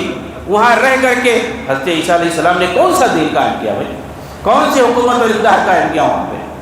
وہ زندگی بھر کیا کیا انہوں نے وہاں پہ؟ فلسطینی کے اندر وہاں کی گلیوں میں بھٹکتے تھے، لوگوں کو اللہ کی طرف بلاتے تھے، توحید کی طرف بلاتے تھے، اور یہودیوں کے اندر جو برائیاں پھیلی ہوئی تھیں اس سے منع کرتے تھے، برائیوں سے روکتے تھے اور بھلائی کی طرف حکم دیتے تھے۔ یہی زندگی بھر انہوں نے کیا، یہاں تک کہ انہیں یہودیوں کی سازش میں سولی دی گئی، لیکن اللہ تعالیٰ نے ان کو بچا لیا۔ ایک دوسرے آدمی کو تسبیح دے دی گئی، اس کو ان لوگوں نے مارا۔ کہنے کا مطلب یہ ہے کہ عیسیٰ علیہ السلام نے زندگی بھر کون سی حکومت قائم کی سوائے دین کی تبلیغ کرنے؟ تو دین قائم کرنے کا مطلب کیا ہوا؟ ان انبیاء کی زندگی سے آپ سیکھیے، دین قائم کرنے کا مطلب اللہ کے دین کی طرف بلانا، دین کے احکام اور فرائض کو خود اس پر عمل کرنا اور دوسروں کو اس کی طرف بلانا، یہی سے مراد ہے۔ دین قائم کرنے سے ہی مراد، دین قائم کرنا یعنی اللہ کے دین کو اپنے اوپر لاگو کرنا اور اللہ کی شریعت پر عمل کرنا، دین کے احکامات اور اس کے فرائض پر عمل کرنا۔ دین کا حصہ کیا ہے؟ ایمان ہے، اسلام ہے۔ ایمان کے جو ارکان ہیں ان پر عقیدہ رکھا جائے جیسے بتایا گیا ہے قرآن کے اندر، حدیث کے اندر، اور جو اسلام کے ارکان ہیں، جو اس کے واجبات ہیں، نماز، روزہ، حج، زکوٰۃ وغیرہ جتنے بھی دین سے متعلق امور ہیں ان پر عمل کیا جائے، یہی ہے دین کو قائم کرنا۔ اور خود آدمی عمل کرے، دین کی پابندی کرے اور دوسروں کو بھی پابند بنانے کی کوشش کرے جہاں تک اس سے ہو سکے، اور خاص طور سے جو اس کے دائرے اختیار میں ہو، جیسے کہ آدمی اپنے گھر کا مالک ہے، اس کے گھر والے اس کے اختیار میں، تو ان پر جو وہ فورس ڈال سکتا ہے کہ دین پر تم لوگ عمل کرو صحیح سے۔ یہ ہے اصل جو ہے دین قائم کرنے کا مطلب، جسے قرآن کے اندر ہے اقیم الصلاۃ، نماز قائم کرو۔ نماز قائم کرنے کا مطلب کیا ہے؟ نماز کے ارکان کو، اس کے واجبات کو، اس کے شرائط کو اور اس کے جو سنن مستحبات ہیں جیسے اللہ کے رسول نے ادا کیا اسی طریقے سے ادا کرنا، اس کی پابندی کرنا نماز کی، اسی کو اقامت صلاۃ کہتے ہیں۔ یہی اقامت صلاۃ ہے۔ ایسی اقامت دین کا مطلب ہے کہ دین کے فرائض اور اس کے احکامات پر کما حقوق جیسا اللہ تعالیٰ چاہتا ہے، اس کے رسول جیسے چاہتے ہیں اسی طریقے سے دین پر عمل کرنا، یہ ہے اقامت دین۔ اور ایسے ہی تمام انبیاء نے کیا ہے، اور ایسے انہوں نے اپنے پیروکاروں کو حکم دیا ہے۔ اللہ کے رسول صلی اللہ علیہ وسلم نے بھی یہی کیا ہے، دین پر وہ خود عمل کرتے تھے اور اپنے پیروکاروں کو بھی عمل کرنے کا حکم دیتے تھے۔ ایک حدیث دیکھیے، مجھے یاد آئی، اللہ کے رسول صلی اللہ علیہ وسلم فرماتے ہیں ان اللہ تعالیٰ طیب لا یقبل الا طیبا وان اللہ امر المؤمنین بما امر به المرسلین۔ اللہ تعالیٰ پاک اور پاکیزہ چیزوں کو پسند کرتا ہے، اور اللہ تعالیٰ نے نبیوں کو، رسولوں کو وہی حکم دیا ہے جو اپنے نیک بندوں کو حکم دیا ہے، مومنوں کو۔ یعنی ایسا نہیں ہے جو انبیاء عمل کریں گے وہی مومنین بھی عمل کریں گے، ایسا نہیں کہ انبیاء کے لیے کوئی اور حکم ہے۔ ان کو بھی دین ویسے ہی قائم کرنا ہے جیسے دیگر مومنوں کو قائم کرنا، دین پر عمل ویسے ہی انبیاء کو کرنا ہے جیسے اور دیگر بندوں کو کرنا ہے، سب برابر ہیں دین پر عمل کرنے میں۔ انبیاء رسول کا مقام الگ ہے، ان کی فضیلت ہے رسالت اور نبوت کی وجہ سے، ورنہ دین پر عمل کرنے کے اعتبار سے برابر ان کو بھی دین پر ویسے عمل کرنا کسی چیز سے بالا تر نہیں۔ جیسے تمام مومنوں کو حکم ہے نماز قائم کرنے کا، انبیاء کو حکم ہے نماز قائم کرنے کا۔ تمام مومنوں کو حکم ہے کہ پاک روزی کھاؤ اور نیک عمل کرو۔ یا ایھا الذین آمنوا کلوا من طیبات ما رزقناکم، اے ایمان والو پاک روزی کھاؤ جو ہم نے تمہیں دی ہے۔ نبیوں کو بھی یہی حکم دیا اللہ تعالیٰ نے، یا ایھا الرسل کلوا من الطیبات واعملوا صالحا، کہ پاک روزی کھاؤ اور نیک عمل کرو۔ تو جو نبیوں کو حکم دیا اللہ تعالیٰ نے وہی مومنوں کو بھی حکم دیا ہے۔ تو دین پر عمل کرنا یہ مراد ہے اقامت دین۔ تو اقامت دین کہہ کر کے یہ نوجوانوں کو بھٹکاتے ہیں اور عقیدے توحید سے لوگوں کو دور کرتے ہیں۔ شرک اور بدعات جیسی چیزوں سے آپ دیکھیں کہ ان کے پاس کوئی کتاب نہیں ملے گی، ان کا کوئی عالم یہاں جو بھی ہوتا ہے وہ شرک اور بدعات وغیرہ پر نہیں بولتا ہے کہ جو ہے کیسے جو ہے شرک اور بدعات میں لوگ پڑے ہوئے ہیں، ان سے کیسے بچانا چاہیے۔ اس لیے ضروری ہے کہ ہم یہ چیز سمجھیں کہ انبیاء کا جو مشن تھا وہ کون سا تھا، لوگوں کو توحید کی طرف بلانا اور شرک سے روکنا، بت پرستی سے روکنا، اور جو سماجی برائیاں انہیں پاک کرنا، سماج کو ان برائیوں سے پاک کرنا۔ یہ لوگ کہتے ہیں کہ ہم پہلے حکومت قائم کر لیں گے اس کے بعد جو سب کچھ کریں گے۔ کس کے ساتھ حکومت قائم کرو گے؟ سارے لوگ مل کر کے، اس میں جو ہے شیعہ بھی ہوگا، اس میں بریلوی بھی ہوگا، اس میں دیوبندی بھی ہوگا، اہل حدیث بھی ہوگا، جماعت اسلامی کا ہوگا، سب لوگ ہوں گے۔ یہ سمجھ میں آنے والی بات ہے کہ بعد میں ہم جو ہے شریعت نافذ کریں گے۔ شیعہ بولے گا بھائی کہ فقہ جعفری کے حساب سے شریعت نافذ کرنا ہو کرو، نہیں تو نہیں کرنا ہے۔ اہل حدیث بولے گا قرآن حدیث کے مطابق کرنا ہو کرو، نہیں تو نہیں کرنا ہے۔ دیوبندی بولے گا فقہ حنفی کے مطابق کرنا ہوگا، جیسے مغلیہ سلطنت میں ہوتا تھا اور دوسری جگہ ہوتا تھا۔ بریلوی تو کہے گا کہ بہار شریعت رضا خان کے مطابق کرنا ہے، جس کے اندر سب کچھ جائز ہو۔ کون مانے گا؟ ایک کہے گا تیسرا نہیں مانے گا، دوسرا نہیں مانے گا۔ تو یہ محال چیز ہے، یہ لوگوں کو صرف گمراہ کرتے ہیں۔ آؤ ایک پلیٹ فارم پر اکٹھا ہو جائیں، ایک پلیٹ فارم پہ اس طریقے سے جو بولتے ہیں سیاست کی بنیاد پر اکٹھا ہو سکتے ہیں، اور سیاست کی بنیاد پر دنیاوی اعتبار سے کافروں کے ساتھ بھی اکٹھا ہونے میں کوئی حرج نہیں ہے، لیکن اس میں دین کا تڑکا کیوں لگا کر شریعت نافذ کریں گے؟ سیاست کے میدان میں تو کسی سے کے ساتھ بھی تم سمجھوتا کر سکتے ہو، دنیاوی اعتبار سے کسی کے ساتھ بھی تم سمجھوتا کر سکتے ہو، اس میں کوئی حرج نہیں، تو اس میں دین کا نام کیوں لیتے ہو؟ تو ان لوگوں کی جو جماعت وہ سیاسی جماعت ہے، لیکن ساتھ میں اس کو اسلامائز کرتے ہیں، اسلامی رکھ کر کے اس کو اسلامائز رکھ کر کے کرتے ہیں اور لوگوں کو بیوقوف بناتے ہیں۔ سارا کام ان کا سیاست کا ہوتا ہے اور لوگوں کو بیوقوف بناتے ہیں، دین کہہ کر کے، شریعت کہہ کر کے، اور اقامت دین کہہ کر کے، حکومت الہیہ کہہ کر کے، خلافت کا نام لے کر کے، یہ ساری چیزیں جہاد کا نام لے کر کے لوگوں کو گمراہ کرتے ہیں۔ ہم یہ کریں گے، وہ کریں، کرنے کا کچھ نہیں۔ آپ دور نہ جائیں، 2010، 11، 12 وغیرہ میں جو عرب ملکوں میں فساد مچایا تھا ان لوگوں نے، مختلف ملکوں کو انہوں نے تباہ کیا 2011 کے اندر۔ ٹیونس ہے، لیبیا ہے، مصر ہے، یمن ہے، بہت سارے ملکوں کو انہوں نے تباہ کر دیا، اور کہتے تھے کہ باہر آ رہا ہے، خون کی ندیاں بہتی ہیں تو کہتے ہیں باہر آئے، طاغوت ایک طرف سے ختم ہو رہے ہیں، اب جو ہے وہاں پر خوشحالی آئے گی، یہ آئے گی، وہ آئے گی۔ کیا ہوا 11 سال 2011 سے لے کر کے آج تک 15 سال میں کیا ہوا؟ وہاں پہ سب کچھ تباہ و برباد ہے، سب کچھ تباہ ہو گیا، برباد ہو گیا۔ 100 سال 50 سال سارے ممالک پیچھے ہو گئے، اور یہ لوگ حکومت میں آئے۔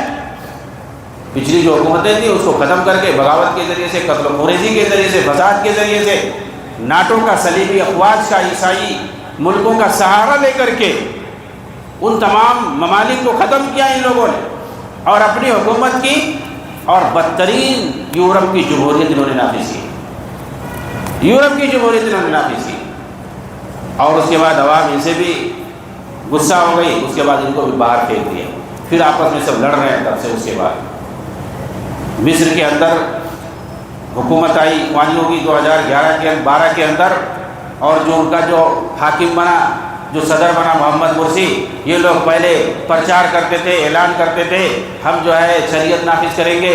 اس سے پہلے جو حکومت تھی وہ طاغوت تھی، ایسی تھی ویسی تھی. ہم اسرائیل کو فتح کریں گے، فلسطین کو آزاد کریں گے، بیت المقدس سے ہم حکومت کریں گے. سارے لوگ خوش ہو گئے کہ ارے یہ لوگ آئیں گے. حسنی مبارک اس سے پہلے تو بڑا ظلم کرتا تھا، ایسا تھا ویسا تھا، یہ لوگ آئیں گے اسلامی حکومت لے کر کے آ رہے ہیں. سارے لوگوں نے ان کو ووٹ دیا. ووٹنگ میں انتخابات ہوئے، بہت سارے لوگوں نے ان کو ووٹ دیا. کیسا کر کے لوگ جیت کے حکومت میں آ گئے. حکومت میں آ گئے. ان سے پوچھا جا رہا ہے، محمد مرسی سے پوچھا جا رہا ہے کہ بھائی شریعت کب نافذ کرو گے، اس کا اعلان کب ہوگا؟ کہہ رہا کون سی شریعت؟ ہمارے پاس 2023 کا دستور بنایا ہوا رکھا، اسی کے مطابق حکومت چلے گی. 2023 میں انگریزوں کا بنایا ہوا دستور ہے. جسے انڈو پاک یہاں ہندوستان پر جسے انگریز قابض تھے، مصر پر بھی قبضہ کیے ہوئے تھے. 1923 میں جو انگریزوں کا قانون تھا، انہوں نے جو دستور بنایا تھا اسی کے مطابق وہاں حکومت چلتی تھی. تو کہا اسی کے مطابق ہماری حکومت چلے گی. پارلیمنٹ میں جو قانون بنے گا اسی کے مطابق حکومت چلے گی. اور کہا کہ آپ لوگ بولتے تھے قصاص نافذ ہوں گے، حدود نافذ ہوں گے، آدمی چوری کرے گا تو ہاتھ کاٹا جائے گا جیسے سعودی کے اندر ہوتا ہے. کہا رہے وہ سب کتابوں میں لکھا ہوا ہے. دیکھیں کہ کتابوں میں لکھا ہوا، موجودہ زمانے یہ سب نہیں ہو پائے. بتائیے نہیں، اس نے شریعت کا انکار کیا. ایک ہوتا ہے نہیں نافذ کر رہا ہے آدمی، لیکن ایک آدمی سراسر انکار کر رہا ہے، ٹی وی پر انکار کر رہا ہے آن دا ایئر، لیکن اس کو کوئی کچھ نہیں کہہ رہا. وہی ان کے نزدیک بہت بڑا امام ہے، شہید ہے، سب کچھ ہے. وہ جو ہے جمہوریت کے مطابق فیصلہ کر رہا ہے، حکومت کر رہا ہے، اور شریعت کا انکار کر رہا ہے. سراسر حدود اور قصاص کا انکار کر رہا ہے، مذاق اڑا رہا ہے. انگریزوں کے بنائے ہوئے دستور کے بارے میں بما کے دہل اعلان کر رہا ہے کہ اسی کے مطابق حکومت ہوگی. تو اس سے پہلے جو حسنی مبارک کی حکومت تھی تو وہ کیوں بیکار تھی؟ بھائی وہ کیوں بیکار تھی جب اسی طریقے سے حکومت ہو رہا تھا اس سے پہلے بھی؟ تمہارے اندر کون سی تبدیلی آ گئی جب وہی ساری چیزیں ہیں، وہی سارے اصول ہیں، وہی ضابطے ہیں؟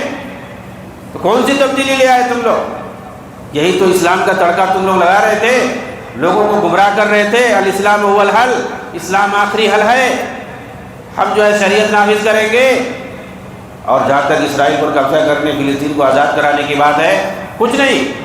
اس نے جو اپنا نیا سفیر وہاں بھیجا، جو پرانا سفیر تھا اس کو واپس بلا کر کے نیا سفیر بھیجا. اور اس کو جو یحییٰ شارون تھا اس کے پاس ایک خط لکھا کہ ہمارے جو پہلے پرانے معاہدے جیسے کہ تیسے رہیں گے، معاہدے میں کوئی کمی نہیں ہوگی، کسی معاہدے میں تبدیلی نہیں ہوگی. مصر سے اسرائیل کے پرانے تعلقات 1973 سے. تو کہا کہ جیسے معاہدے چلے آ رہے تھے ویسے ہی رہیں گے، اس میں کوئی کمی بیشی نہیں ہوگی. اور اپنا نیا سفیر بھیج دیا. اس طریقے سے یہ دھوکہ دیتے ہیں. کوئی بھی ملک دیکھیے، بہت سارے ملکوں پہ انہوں نے حکومت کی ہے. حکومت سے پہلے جب یہ سڑکوں پہ رہتے ہیں، موجودہ حکومت کو للکارتے ہیں، اس کو طاغوت کہتے ہیں، اس کو کافر اور مرتد کہتے ہیں، عوام کے سامنے اس کو بدنام کرتے ہیں اور اس کا اعتماد ختم کرتے ہیں تاکہ ہمیں حکومت میں آ جائے. اور اعلان کریں گے، دعویٰ کریں گے کہ ہم نظام شریعت لائیں گے اور یہ لائیں گے وہ لائیں گے. اور جب آتے ہیں تو بدترین حکومت نافذ کرتے ہیں. اور کرپشن تو دنیا بھر کا، تو جیسے سیاسی پارٹیاں ہوتی ہیں اسی طریقے سے ان کے وعدے ہوتے ہیں. جیسے سیاسی پارٹیاں آتی ہیں، وعدہ کرتی ہیں کہ ہم بھائی یہ کریں گے تمہارے لیے، یہ کریں گے، یہ کریں گے. اور جو سامنے جو رولنگ پارٹی ہوتی ہے حکومت کرنے اور اس کی جو برائی کرتے ہیں، سیم یہی یہ لوگ کرتے ہیں. ان کی جو جماعت ہے یہ سیاسی جماعت ہے، اسلام سے کوئی لینا دینا، لیکن دین کا نام لے کے، اسلام کا نام لے کے یہ لوگ نوجوانوں کو گمراہ کرتے ہیں. یہ لوگوں کو، مسلمانوں کو یہ لوگ گمراہ کرتے ہیں، دھوکے میں رکھتے ہیں اور اپنے آپ کو سمجھتے ہیں کہ ہم سب سے اچھے ہیں. اور اہل حدیث نوجوانوں کو گمراہ کریں گے، تمہاری جماعت کچھ نہیں کام کر رہی ہے، وہ لوگ خاموش ہیں، کام تو ہم لوگ کر رہے ہیں. یہ دیکھو وہاں پہ چادر بانٹ رہے ہیں، یہاں پہ کمبل بانٹ رہے ہیں. کمبل بانٹنا تو بہت اچھا، اگر دین کا کام ہے تو عیسائی مشنریات، اس کا مطلب اللہ کے ہیں بہت زیادہ مقبول ہیں. عیسائی اس دنیا میں اس وقت جو ہے سب سے زیادہ چیریٹی کرتے ہیں. عیسائی مشنریاں، عیسائی شخصیتیں، وہ لوگ سب سے زیادہ دان کرتی ہیں.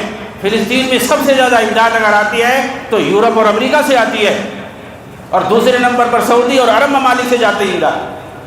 تو چیریٹی میں اس کا مطلب امریکہ اللہ کے بہت مقبول ہے. بھائی تو تم اپنی جماعت کا نام رفاہی جماعت رکھ لو، کیوں دینی جماعت نام رکھتے ہو، اسلامی جماعت کیوں نام رکھتے ہو، اور کہتے ہو کہ تم لوگ کچھ نہیں کر رہے ہو؟ اہل حدیث جماعت جو ہے یہ اصل انبیاء کے مشن پر چل رہی ہے۔ انبیاء جو کام کرتے تھے وہ کام یہ لوگ کر رہے ہیں۔ اہل حدیث جماعت جو بھی ہے، جیسی بھی ہے، اصل کام جو ہوتا ہے دین کا یہی لوگ کر رہے ہیں۔ تمام جتنی بھی فرقے جماعتیں ہیں، یہ اہل حدیث جماعت کی خصوصیت ہے کہ انبیاء کے اصل مشن پر یہی لوگ قائم ہیں۔ یہ لوگ توحید کی بات کرتے ہیں، یہ لوگ سنت پر چلنے کی بات کرتے ہیں، صحابہ کے منہج پر عمل کرنے کی بات کرتے ہیں، صحابہ نے جیسے نبی کے سامنے عمل کیا اس کی بات یہ کرتے ہیں۔ یہ لوگ شرک کے خلاف بولتے ہیں، بدعت کے خلاف بولتے ہیں، جو انبیاء کا اصل مشن تھا۔ یہ توحید کا علم بلند کرتے ہیں۔ کون سی جماعت ہے؟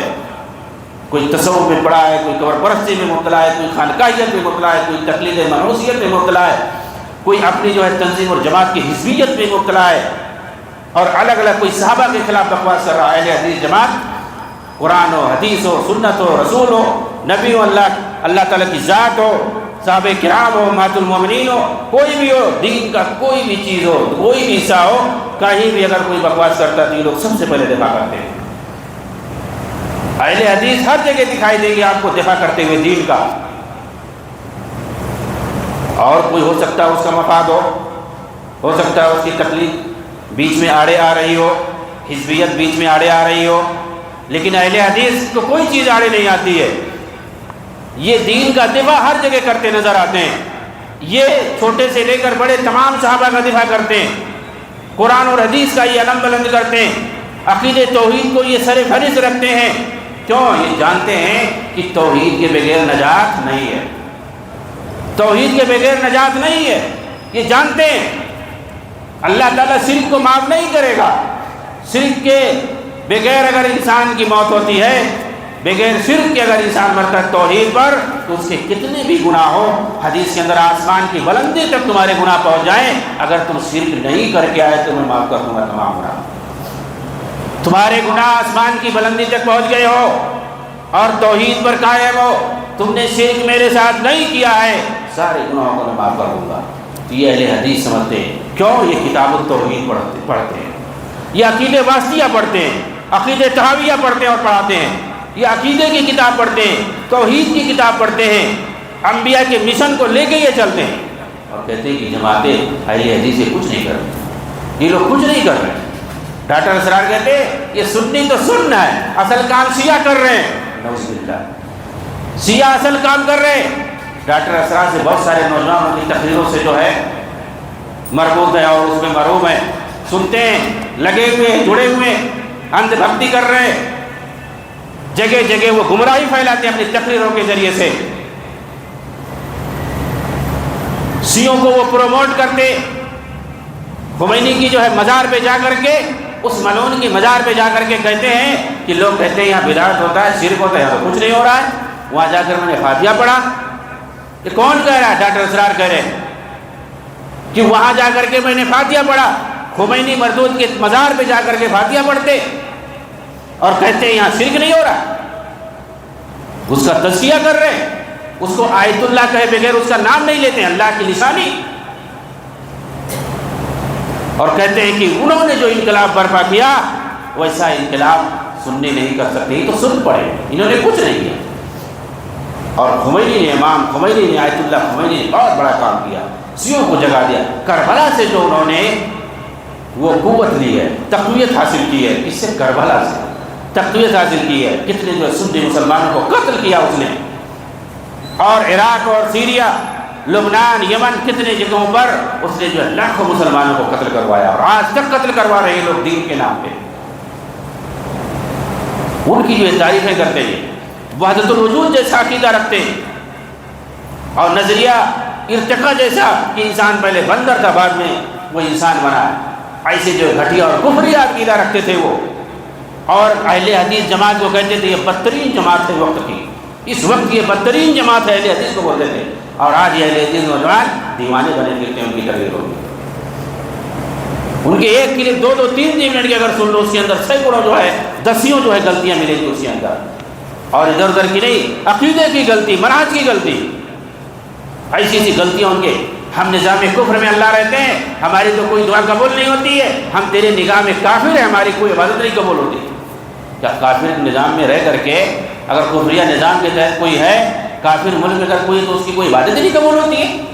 ایسی بندہ بولتا ہے اے اللہ ہم نظام کفر میں، اپنے ملک کو کہہ رہا ہے نظام کفر میں، کفریہ نظام ہے، مرتد نظام ہے، اس کے تحت کوئی جو عبادت نہیں ہماری قبول ہو رہی، ہم تیرے نگاہ میں کافر ہیں۔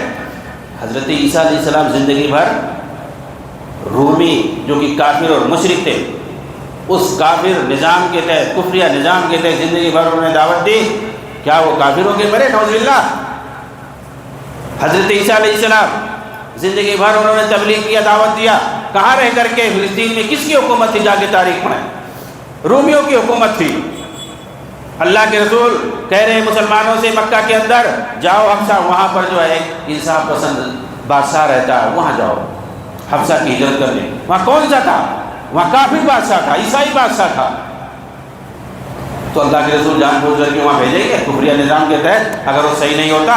اور 13 سال تک آپ وہاں مکہ میں کیا کر رہے تھے؟ وہاں کس کی حکومت تھی؟ کافروں کی حکومت تھی۔ مطلب ایسی باتیں بولتے جو خوارج کی صفت ہے کہ وہ مسلم حکمرانوں کی تکفیر کرتے، تو ایسے لوگوں کی صفت وہ کیا بول جاتے ہیں کچھ پتہ نہیں ہے۔ ایسے ایسے گھٹیا عقیدہ رکھنے والے نوجوانوں کو گمراہ کرتے ہیں، اس لیے ضروری ہے۔ اور صحابہ کے بارے میں ان کی بکواسات آپ سنیں گے، چاہے سید مودودی ہوں، سید قطب ہوں، اور اس طریقے دوسرے جو اخوان المسلمین اور ایسی جماعتوں سے جو جڑے ہوئے ہیں، صحابہ کرام کے بارے میں تقریباً وہی عقیدہ رکھتے ہیں جو شیعوں کا ہوتا ہے۔ وہ سارے لوگوں کو کافر اور مرتد کہتے ہیں، چند کو چھوڑ کر کے یہ اکثر پہ بکواس کرتے ہیں۔ حضرت معاویہ ایسے تھے، عمرو بن عاص ویسے تھے، مغیرہ بن شعبہ ایسے تھے، ابو سفیان تو منافق تھے، نعوذ باللہ۔ یہ سید قطب بول رہے ہیں۔ حضرت عثمان تو اقربا پروری کرتے تھے، وہ صرف جو ہے اپنے خاندان کو دیکھتے تھے، دوسروں کا حق کھا جاتے تھے، ناحق۔ 21 کو نبی صلی اللہ علیہ وسلم کے داماد ہیں، ڈبل داماد ہیں۔ حضرت عثمان رضی اللہ تعالیٰ عنہ ذوالنورین، جنہوں نے پورا اپنا اثاثہ دین کے نام پہ لٹا دیا، سب کچھ لٹا دیا، ان کو اقربا پروری کا الزام لگا رہے ہیں۔ یہ لوگ صحابہ کے خلاف بزدل کرتے ہیں، ان کی کتابیں آپ پڑھو گے تو صحابہ کے خلاف بزدلی پیدا ہوگی، ایسا اور ویسا۔ حضرت ابو سفیان ایمان لاتے ہیں، اللہ کے رسول کہتے ہیں کہ جاؤ تمہارا گھر دارالامن ہے، مکہ کے اندر تمہارے گھر میں جو آ جائے وہ امن سے ہو جائے گا۔ دارالامن کہا کس کے گھر کو؟ ابو سفیان کے گھر کو۔ ابو سفیان ایمان لاتے ہیں، آپ نے ان کو یمن کا نجران کے علاقے کا گورنر بنا دیا۔ اگر بھروسہ نہیں ہوتا، اگر منافق ہوتے تمہارے کہنے کے حساب سے تو وہ گورنر بناتے۔ آپ کے لڑکے حضرت معاویہ کو اپنا جو ہے کاتب اور میر منشی بنا لیا اور وہی لکھنے والا بنا لیا۔ یہ امانت دار اور ایماندار آدمی کو بنایا جاتا ہے کاتب اور منشی، اور وہی لکھنے والا جس کو کاتب وہی کہتے ہیں۔ منافقوں کو نہیں بنایا جاتا ہے، جو قابل بھروسہ ہوتا ہے، بھروسہ مند ہوتا ہے، اس کو یہ سارے عہدے دیے جاتے ہیں۔ ان کے گھرانے کے سارے لوگوں کو اللہ کے رسول صلی اللہ علیہ وسلم نے فوراً عہدے دیا، اور ان کے دوسرے بیٹے یزید بن ابی سفیان ان کو جو تحصیلدار بنا دیا۔ تو عہدے اللہ کے رسول نے جو دیا ہے، یہ سارے عہدے، کسی کو گورنر بنا دیا، کسی کو کاتب اور منشی بنا دیا، کسی کو تحصیلدار محصل بنا دیا۔ اس کا مقصد کیا ہے؟ یعنی مطلب یہ کہ اس گھرانے پر اللہ کے رسول کو بھروسہ تھا۔ اور انہوں نے آپ ابو سفیان رضی اللہ تعالیٰ عنہ کی زندگی کو دیکھیں، وہ ایمان لانے کے بعد، اسلام لانے کے بعد، انہوں نے اسلام کے لیے اپنے آپ کو پورے طور پر وقف کر دیا۔ کہا جس طریقے سے جب ہم حالت کفر میں تھے تو ہم نے اسلام کی مخالفت کی، اب اللہ تعالیٰ نے اسلام میرے دل میں ڈال دیا ہے، تو میں چاہتا ہوں کہ اسلام کے لیے ہم سب کچھ اپنی زندگی نشاور کر دیں۔ اللہ کے رسول کی وفات ہوتی ہے، آپ اس وقت نیمن کے اندر ہوتے ہیں، آپ کی وفات ہو جاتی ہے، اس کے بعد آپ پہنچتے ہیں حضرت ابو بکر رضی اللہ تعالیٰ عنہ کے زمانے میں، حضرت عمر رضی اللہ تعالیٰ عنہ کے زمانے میں آپ چلے جاتے ہیں، نکل جاتے ہیں جہاد کرنے کے لیے۔ جنگ قادسیہ کے موقع پر آپ نے لوگوں کو للکارا، اور آپ اپنے بیٹوں کو کہتے تھے کہ لڑو، اللہ کی راہ میں نکل جاؤ۔ آپ کی دونوں آنکھیں شہید ہو گئی تھی، ایک جو ہے خیبر کے موقع پر، اور دوسری آنکھ جو قادسیہ کے موقع پر، اور لڑتے لڑتے ہی آپ کی وفات ہوئی ہے۔ تو یہ ابو سفیان تھے جنہوں نے اسلام قبول کرنے کے بعد انہوں نے اپنی زندگی نشاور کر دی اسلام کی راہ میں۔ اور کہتے ہیں یہ لوگ کہ وہ منافق تھے، نعوذ باللہ، شرم نہیں آتی، جو شیعہ تک نہیں کہتے تھے یہ لوگ کہہ رہے ہیں۔ حضرت عثمان یہ جو اقربا پروری کرتے تھے، یہ جو ہے اپنے حساب سے جہاں چاہتے تھے کہیں سے مال غنیمت رکھ لیتے تھے، وہ بتاتے نہیں تھے، خیانت کرتے تھے۔ مطلب ایسی باتیں جنہوں نے اپنی پوری زندگی دین کے نام پر وقف کر دیا، جنہوں نے اپنی پوری دولت اللہ کی راہ میں خرچ کر دی۔ تبوک کے موقع پر اللہ کے رسول صلی اللہ علیہ وسلم کے پاس جب حضرت عثمان اپنی دولت لے کر کے آتے ہیں، دینار اور درہم لے کر کے آتے ہیں، اللہ کے رسول اپنے دامن میں رکھتے ہیں اور اپنے دامن میں رکھ کر کے کہتے ہیں عثمان جاؤ، اب تم کچھ بھی کرو تمہارا کچھ نہیں ہوگا، اب کچھ بھی کرو عثمان ما ضر ما عملک، اب تم کچھ عمل کرو نہ کرو تمہارا کچھ نہیں ہوگا۔ یہ اللہ کے رسول کی طرف سے فرمان حضرت عثمان کے بارے میں، جو پوری ذمہ داری لے لیتے تھے کہ اللہ کے رسول بتاؤ کتنا خرچہ آئے گا، فوراً آ جاتے تھے، اللہ کے رسول کے ساتھ رہتے تھے ہمیشہ۔ آپ صلی اللہ علیہ وسلم نے 2 بیٹیاں آپ کو دی ہیں اور کہا اور بھی بیٹی ہوتی تو میں دیتا، دونوں کا انتقال ہو گیا آپ کی زندگی میں۔ تو صحابہ کرام پر الزام لگانا، انہیں برا بھلا کہنا، یہ ان کا وتیرہ ہے۔ اس لیے وقت نہیں ہے، ہمیں چاہیے کہ ایسی تمام تنظیموں سے ہم دور رہیں جو صحابہ کے خلاف باتیں کرتے ہیں، جو علماء کے خلاف باتیں کرتے ہیں، جو حدیثوں کے اندر کیڑے نکالتے ہیں، جو جماعت سے لوگوں کو بھٹکانے کی کوشش کرتے ہیں، اور مسلم حکمرانوں کے خلاف جو لعن طعن کرنے سے کیا فائدہ ہے؟ جو دین کی جو صحیح تبلیغ ہونی چاہیے، توحید کی طرف لوگوں کو بلانا چاہیے، خود اس پر گامزن ہونا چاہیے، اور جو صحیح عقیدہ ہے اس پر عمل کرنا چاہیے، اور دین کے جو احکام و فرائض ہیں اس پر عمل کرنا چاہیے۔ جو اپنی زندگی کا مقصد اور محور ہے عبادت کرنا اللہ تعالیٰ کی، اس سے جڑ کر کے رہنا چاہیے۔ آپ ان کی تقریر و تحریروں میں دیکھو گے وہ یہی بتائیں گے کہ زندگی کا مقصد ہے اقامت دین یعنی خلافت قائم کرنا۔ آپ ڈاکٹر اسرار کی تقریریں سنیے، ان کی تقریروں کا ماحصل خلاصہ صرف یہی ہے کہ اقتدار قائم کرو، تم دامی درمی سخنے کوشش کرتے رہو، ان کافی نظاموں کے تحت رہتے ہو، تم قائم یعنی دین کو قائم کرنے کے لیے، خلافت قائم کرنے کے لیے کوشش کرو، یعنی حکومت قائم کرنے کے لیے تم کوشش کرو، اور دین کے جو دوسری چیزیں ہیں اس کا کوئی مقصد نہیں ہے، وہ ثانوی چیزیں۔ ڈاکٹر اسرار خود کہتے ہیں کہ لوگوں نے نماز روزہ حج زکوٰۃ قربانی اور یہ مسلمانی شادی بیاہ اور کیا کیا ختنہ، ان ساری چیزوں کو دین سمجھ رکھا۔ یہ مروجہ مذاہب ہیں، یہ جو ہر جو ہے دین کے اندر پایا جاتا ہے کھلی آزادی ہے، اصل دین تو کچھ اور ہے۔ یعنی حج زکوٰۃ روزہ نماز یہ سب کو کہہ رہے ہیں دین نہیں ہے، دین کچھ اور ہے، جو اصل دین ہے اس سے لوگوں کو بھٹکا ہے۔ مودودی کہہ رہے ہیں کہ نماز روزہ حج زکوٰۃ یہ تو ٹریننگ کورس ہے، اصل مقصد کچھ اور ہے۔ بھائی تم لوگوں کا کیا ہے اصل مقصد؟ نماز روزہ حج زکوٰۃ اگر نہیں ہے تو پھر کیا ہے تمہارے یہاں مقصد؟ یہ جو دین کے احکامات ہیں، اصل دین جو ہے اس سے لوگوں کو بھٹکانے کی کوشش کرتے ہیں۔ اصل مقصد ان کی حکومت میں آنا ہے، حکومت و اقتدار قائم کرنا ہے، حکومت کے نام پر یہ مسلم نوجوانوں کو بھٹکاتے ہیں۔ اللہ تعالیٰ سے دعا ہے کہ اللہ تعالیٰ ہمیں دین پر قائم رکھے، اور جو صحیح دین ہے کتاب و سنت کے مطابق اس کے مطابق چلنے کی توفیق عنایت فرمائے۔ ہر قسم کے جو ہے گمراہ اور فتنہ پرور تنظیموں اور جماعتوں سے اور شخصیتوں سے ہمیں دور رکھے، اور ایسے لوگوں سے ہم جڑیں جو دین کی صحیح باتیں بتاتے ہوں، قرآن اور حدیث کی باتیں بتاتے ہوں۔ ایسے تمام لوگوں سے ان کی تحریریں پڑھنے، ان کی تقریریں سننے سے دور رہیں جو ادھر ادھر کی باتوں میں لوگوں کو جذبات میں لا کر کے گمراہ کرنے اور بھٹکانے کی کوشش کرتے ہیں۔ اللہ رب العالمین ہمیں صحیح سمجھ عنایت فرمائے۔ آمین وآخر دعوانا الحمدللہ رب العالمین، والسلام علیکم ورحمۃ اللہ وبرکاتہ۔ کہ جو اپنا میدان چھوڑ کر کے، اپنا فن چھوڑ کر کے دوسرے میدان میں جاتا ہے تو ٹھوکر کھاتا ہے، وہ گمراہی اختیار کرتا ہے۔ وہ زندگی بھر سول انجینئرنگ کیا یا جو کچھ بھی کیا، وہ انجینئر ہے اور سول انجینئر ہے، تو اسے گھر کا نقشہ کیسے بنانا ہے یا کیا کرنا ہے، وہ زندگی بھر وہی پڑھائی کیا، لیکن وہ اپنا اصل میدان چھوڑ کر کے دعوت دین میں آئے۔ پہلے بریلوی تھا، اس سے جو ہے دیوبندی ہوا، اہل حدیث ہوا، ابھی تو ایسا بول رہا ہے کہ میں ایک وقت کی نماز ہاتھ چھوڑ کے پڑھتا ہوں اور ایک وقت کی نماز ہاتھ باندھ کر کے، تاکہ شیعہ اور سنی دونوں کے مطابق عمل ہو جائے۔ اور جو اس کے فالوور ہے آخر میں کیا ہوتا ہے کہ وہ شیعہ ہو جاتا ہے۔ بہت سارے لوگ شیعہ ہوئے، بہت سارے نوجوان اہل حدیث نوجوان اس کو جو فالو کرتے ہیں وہ شیعہ ہو گئے بہت سارے. ہمیں نہیں کہتے کہ سب شیعہ ہو جاتے ہیں، لیکن نظریہ وہی رکھتے ہیں. صحابہ کے خلاف، حضرت معاویہ کے خلاف اور بنو امیہ کے خلاف تو ہمیشہ بغض رکھتا اور ہمیشہ برائی کرتا رہتا. بنو امیہ کی اگر فضیلت ہم بیان کرنا شروع کرتے ہیں تو 1 گھنٹہ لگ جائے گا. انہوں نے جو دین کی تبلیغ کی ہے، جو دین کو پوری دنیا میں پھیلایا، حضرت معاویہ سے لے کر کے آخر تک 92 سال تک بنی امیہ کی حکومت رہی ہے. ان کو اللہ کے رسول نے عہدے دیے اپنی زندگی میں، ابو بکر نے عہدے دیے، حضرت عمر نے، حضرت عثمان نے، سب نے ان کو عہدے دیے بڑے بڑے. کیوں؟ اس لیے کہ اس کی وہ اہلیت رکھتے تھے، وہ حکمرانی کرنا جانتے تھے، اس لیے ان کو عہدے دیے جاتے تھے.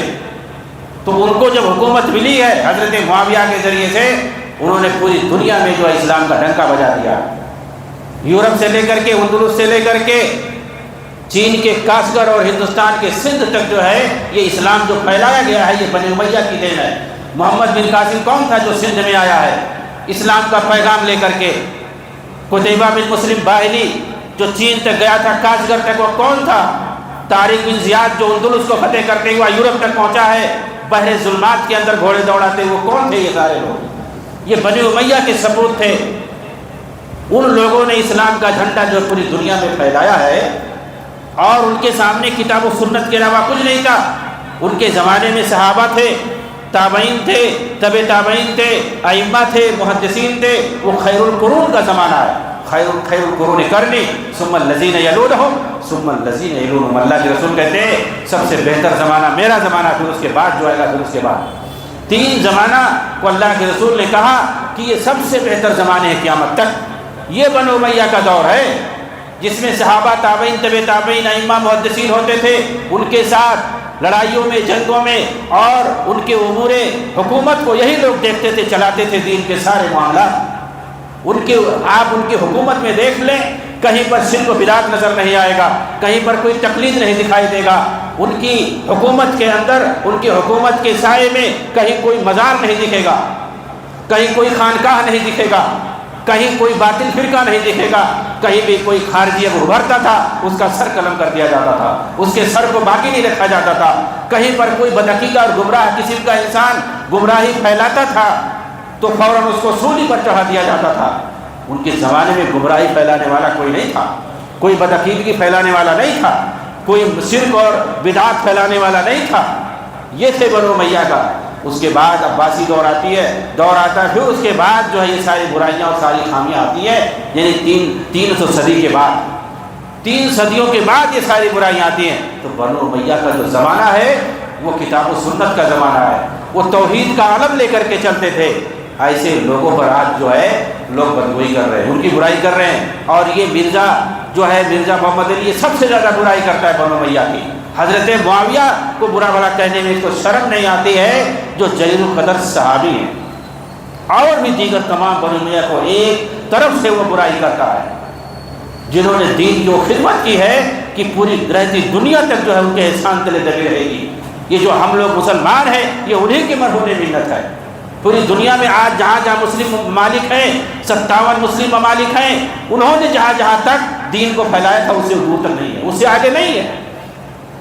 بنو امیہ کے زمانے میں جہاں جہاں اسلام پہنچا اور انہوں نے عربی کلچر، اسلامی تہذیب لاگو کیا، وہاں تک آج اسلامی ممالک پائے جاتے ہیں، اس سے آگے نہیں ہے. وہ امریکہ میں نہیں پہنچے تھے، وہاں کوئی اسلامی ملک نہیں ہے. وہ آسٹریلیا میں نہیں پہنچے تھے، وہاں کوئی اسلامی ملک نہیں ہے. وہ جہاں جہاں پہنچے تھے وہاں اسلامی ملک ہے، اور اس سے آگے کوئی نہیں بڑھا پایا. پوری دنیا میں اسلام کو انہوں نے پہنچایا، اور وہ بھی خالص اور اصلی اسلام پہنچایا. توحید کا جھنڈا انہوں نے بلند کیا. بھئی کیوں ان کی برائی کر رہے ہو؟ کیا تمہیں ان سے جلن ہے؟ اہل بیت کے دشمن تھے. کون سے اہل بیت کے دشمن تھے؟ ان کے درمیان آپس میں رشتہ داریاں چلتی ہیں، ایک دوسرے سے لوگ ملتے ہیں، ایک دوسرے کو وظیفہ دیتے ہیں، ایک دوسرے سے شادیاں کرتے ہیں. کون سی ان کے یہاں تو کوئی ایسی چیز نہیں پائی جاتی ہے. اگر برائی ہوتی، اگر وہ دشمن ہوتے تو اہل بیت میں سے کوئی نے، کسی نہ کسی نے اظہار کیا ہوتا. کسی نے کوئی جو ہے اظہار نہیں کیا ہے، ان کے خلاف کسی نے جو ہے مقدمہ قائم نہیں کیا ہے. یہ جو ہے روافض کے اور شیعوں کے جھوٹے بیانات ہیں، جن کو چبا کر کے یہ بندہ لوگوں کے سامنے پیش کرتا ہے. اور اہل حدیثیت کا جو ہے لبادہ اوڑھ کر کے خاص طور سے اہل حدیث نوجوانوں کو گمراہ کرتا ہے۔ محرم کا مہینہ آئے گا، کہے گا کہ کالا لباس پہن لو، سنت ہے۔ کتنے جو اہل حدیث نوجوان کالا لباس پہن کر کے وہ گھروں میں بیٹھتے ہیں، مسجد میں فرض نماز پڑھنے نہیں آتے، ایسے بھی سنا گیا ہے۔ سولہ پور میں گیا تھا، وہاں صرف اتنے زیادہ نوجوان مرزائیوں سے مرزائی ہو چکے ہیں کہ وہ جو ہے محرم کے مہینے میں کالا لباس پہن کے گھر میں بیٹھتے ہیں، نماز پڑھنے تک نہیں آتے، شوق مناتے ہیں، شوق جسے عورت شوہر مر جائے عورت شوق مناتی ہے، ہر محرم میں ایسے لوگ شوق مناتے ہیں۔ یہ جو اتنے جو ہے مرزا نے ایسے جو ہے گمراہی پھیلا رہا ہے، اور لوگ ایسے اندھ بخت ہو کر کے اس کی بات سنتے ہیں۔ کیوں؟ وہ قرآن حدیث کا نام لیتا ہے، قرآن حدیث کا نام لے کر کے اہل حدیثوں کو گمراہ کر رہا ہے۔ اس لیے ایسے لوگوں سے جڑیے جو دین کو صحیح سے بتاتے ہیں۔ ہمارے پاس علماء کی کمی نہیں ہے جو قرآن اور حدیث سیکھتے ہیں۔ 15 سال تک ہمیں صرف قرآن حدیث سکھایا جاتا ہے، توحید اور عقیدہ سکھایا جاتا ہے، تاکہ ہم لوگوں کو وہی چیز بتائیں، خالص چیزیں بتائی جاتی ہیں ہمیں۔ شرک اور بدعات کے خلاف ہمیں دعوت دینے کے لیے کہا جاتا ہے، تو وہ چیز ہم بتاتے ہیں۔ ہمارے یہاں کوئی تقلید نہیں ہے، کوئی مزار پرستی نہیں ہے، کوئی شرک نہیں ہے، سیدھا سیدھا وہی چیز ہے جو صحابہ کرام نے سیکھا تھا نبی پاک صلی اللہ علیہ وسلم سے۔ تو اپنے علماء سے جڑ کر کے رہیں، اور کسے سننا چاہیے کسے نہیں سننا چاہیے، جو اپنے جو علماء ہیں، اہل حدیث جو علماء ہیں، ان سے ہم پوچھ کر کے کس کو سنیں کس کو نہیں سنیں، کون سی کتاب پڑھیں کون سے نہیں پڑھیں، ان سے ہم رہنمائی لیں اور علماء سے جڑ کر کے رہیں۔ یہ ضروری ہے، ورنہ یہ فتنے کا دور ہے۔ ایک ایک سے آپ کو یوٹیوب پر ملیں گے، ایک ایک سے علامہ فہامہ ملیں گے جو دین کے نام پہ، قرآن اور حدیث کے نام پر لوگوں کو گمراہ کرتے نظر آئیں گے۔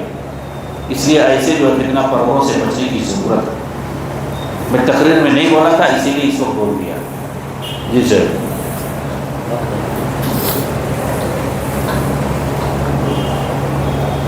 بارک اللہ فیکم و جزاکم خیرا۔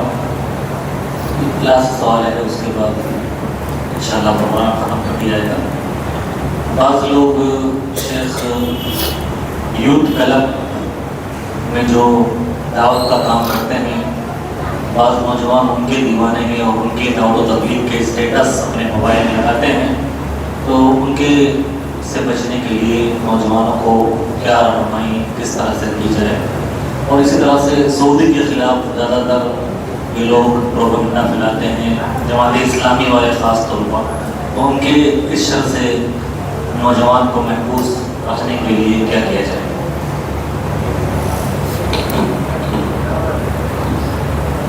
دیکھیے، شارٹ کٹ میں یوتھ کلب جو ہے یہ پاکستان کا ہے، نوجوانوں کا ایک پلیٹ فارم ہے، اور ایسے ہی یونیورسٹی کے طلباء ہیں، نوجوان ہیں، اور ان لوگوں نے محمد علی مرزا، ڈاکٹر اسرار مودودی، سید قطب، ان جماعت اسلامی، اخوان المسلمین اور مرزائیت اور کیا کہتے ہیں اس طریقے سے غامدیت وغیرہ، اس کا موجود مرکب ہے۔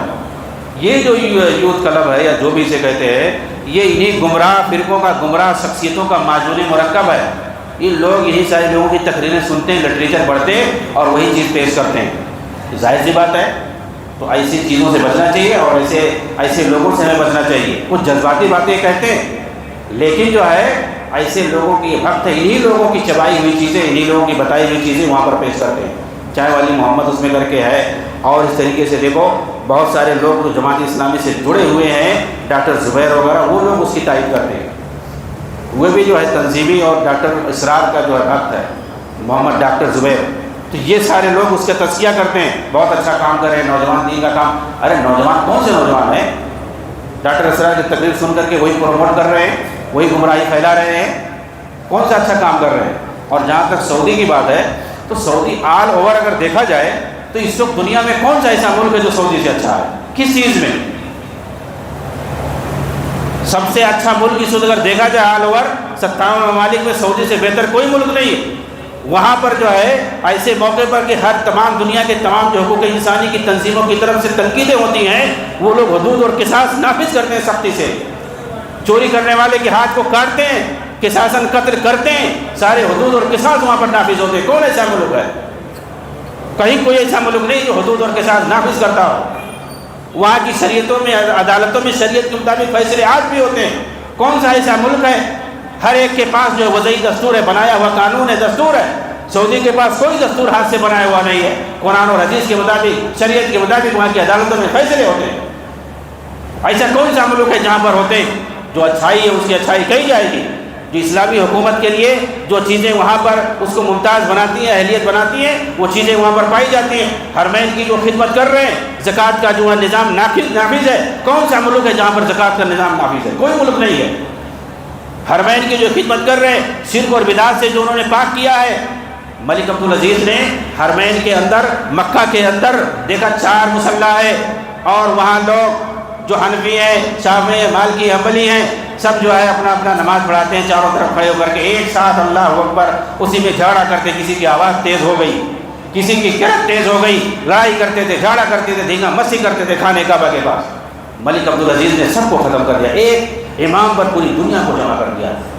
یہ ان کا کام ہے، ملک عبدالعزیز کا، اہل سعود کا یہ کام ہے، جو سینکڑوں سال سے وہاں پر دھینگا مستی کر رہے تھے، یہ بدعتی، یہ تقلیدی، ملک عبدالعزیز نے آ کر کے ان سب کا خاتمہ کر دیا۔ مکہ کے اندر مقبرۃ المعلیٰ میں جو قبرستان بنائے ہوئے تھے یہ لوگ، بڑی بڑی بلڈنگیں بنائے ہوئے تھے مزار کے نام پر۔ مدینہ کے اندر بقیع میں جو مزار بنا کے رکھے ہوئے تھے، ایسا لگتا تھا کہ یہ کوئی جو ہے شہر ہے، سٹی ہے۔ ایسے بڑے بڑے جو گنبد، ایسے بڑے بڑے گھر بنائے ہوئے تھے وہاں پر، سب کو برابر کر دیا، سنت کے مطابق سب کو کر دیا۔ کہیں پر کوئی شرک نہیں ہے، کوئی بدعت نہیں ہے۔ کوئی بھی اگر وہاں شرک کرنے کی کوشش کرتا ہے، اس کو جو شرکا وہاں کی پولیس پکڑ کے باہر پھینک دیتی ہے۔ یہ ہمت نہیں ہے۔ کوئی تعویذ پہن کر کے جاتا ہے حاجی، وہاں کا جو ہے ایک سنتی ہے، پولیس اس طرح سمجھتی ہے کہ یہ جائز نہیں ہے، شرک ہے، شرک کہہ کر کے نکال کے پھینک دیتی ہے۔ یہ وہاں کے لوگ کر رہے ہیں، تو اس کی تعریف نہیں کی جائے گی تو کیا کی جائے گی؟ سہولیات جو دنیاوی اعتبار سے، ظاہری اعتبار سے، نئی ٹیکنیک کے اعتبار سے جو حرمین کے اندر جو سہولیات ہے بہتر سے بہتر طریقے سے، اس کی تو تعریف ہی نہیں ہے۔ لیکن ہم اس کی تعریف نہیں کرتے، تعریف کرتے جو انہوں نے شرک سے پاک کیا ہے، بدعات اور خرافات سے پاک کیا ہے، 4 مصلی کو ختم کر کے ایک امام پر جمع کیا ہے، اور حرمین کی وہ لوگ جو حفاظت کر رہے ہیں، حرمین کی وہ لوگ قیادت کر رہے ہیں، اس کو سنبھالے ہوئے ہیں، اور توحید کا نظام وہاں پر لاگو کیے ہوئے ہیں۔ کون سا ایسا ملک ہے جس کے یہاں یہ ساری چیزیں پائی جاتی ہیں؟ وہاں کی مسجدوں میں قرآن اور حدیث کا درس ہوتا ہے، کوئی وہاں تبلیغی نظام نہیں چلتا ہے، کوئی باہر شریعت نہیں چلتی ہے، وہاں پر جو ہے کوئی دوسری کی کتاب اور فقہ نہیں چلتی ہے، قرآن اور حدیث کا سیدھا سیدھا وہاں کی مسجدوں میں درس ہوتا ہے۔ تو یہ جو اچھائیاں ہیں، وہ ساری اچھائیاں کسی ملک میں ہیں؟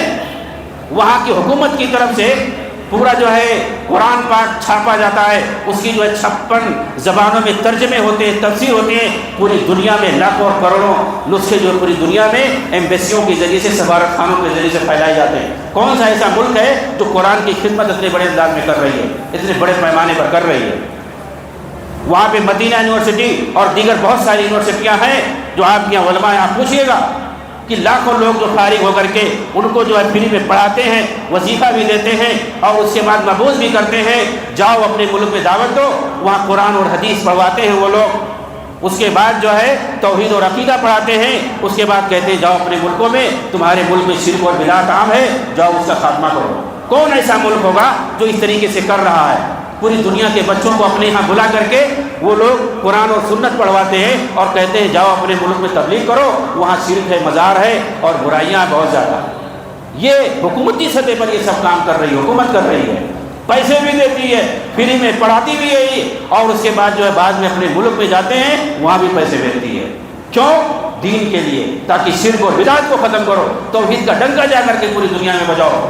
اور انسانیت کے نام پر سعودی حکومت جو پوری دنیا میں امداد بھیجتی ہے، خاص طور سے مسلم ممالک میں، کون سا ایسا ملک ہے جو دعویٰ کر سکے کہ اس طرح سے کر رہا ہے؟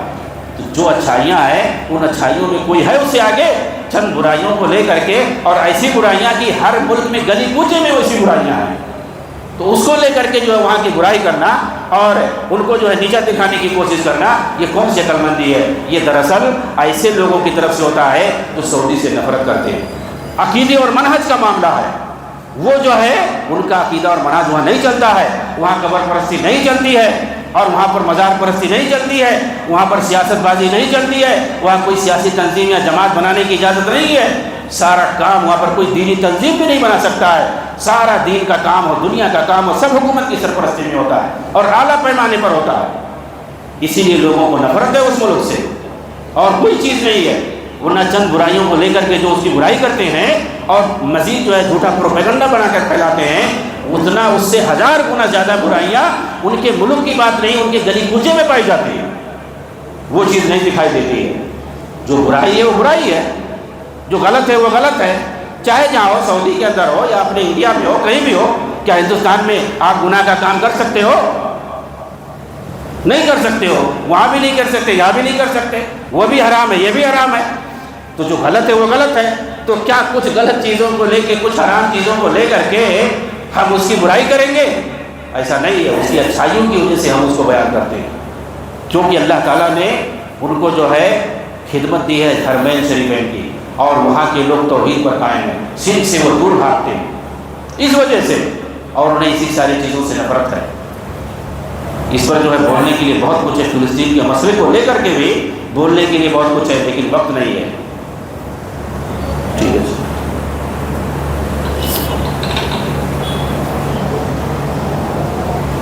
جزاکم اللہ خیرا.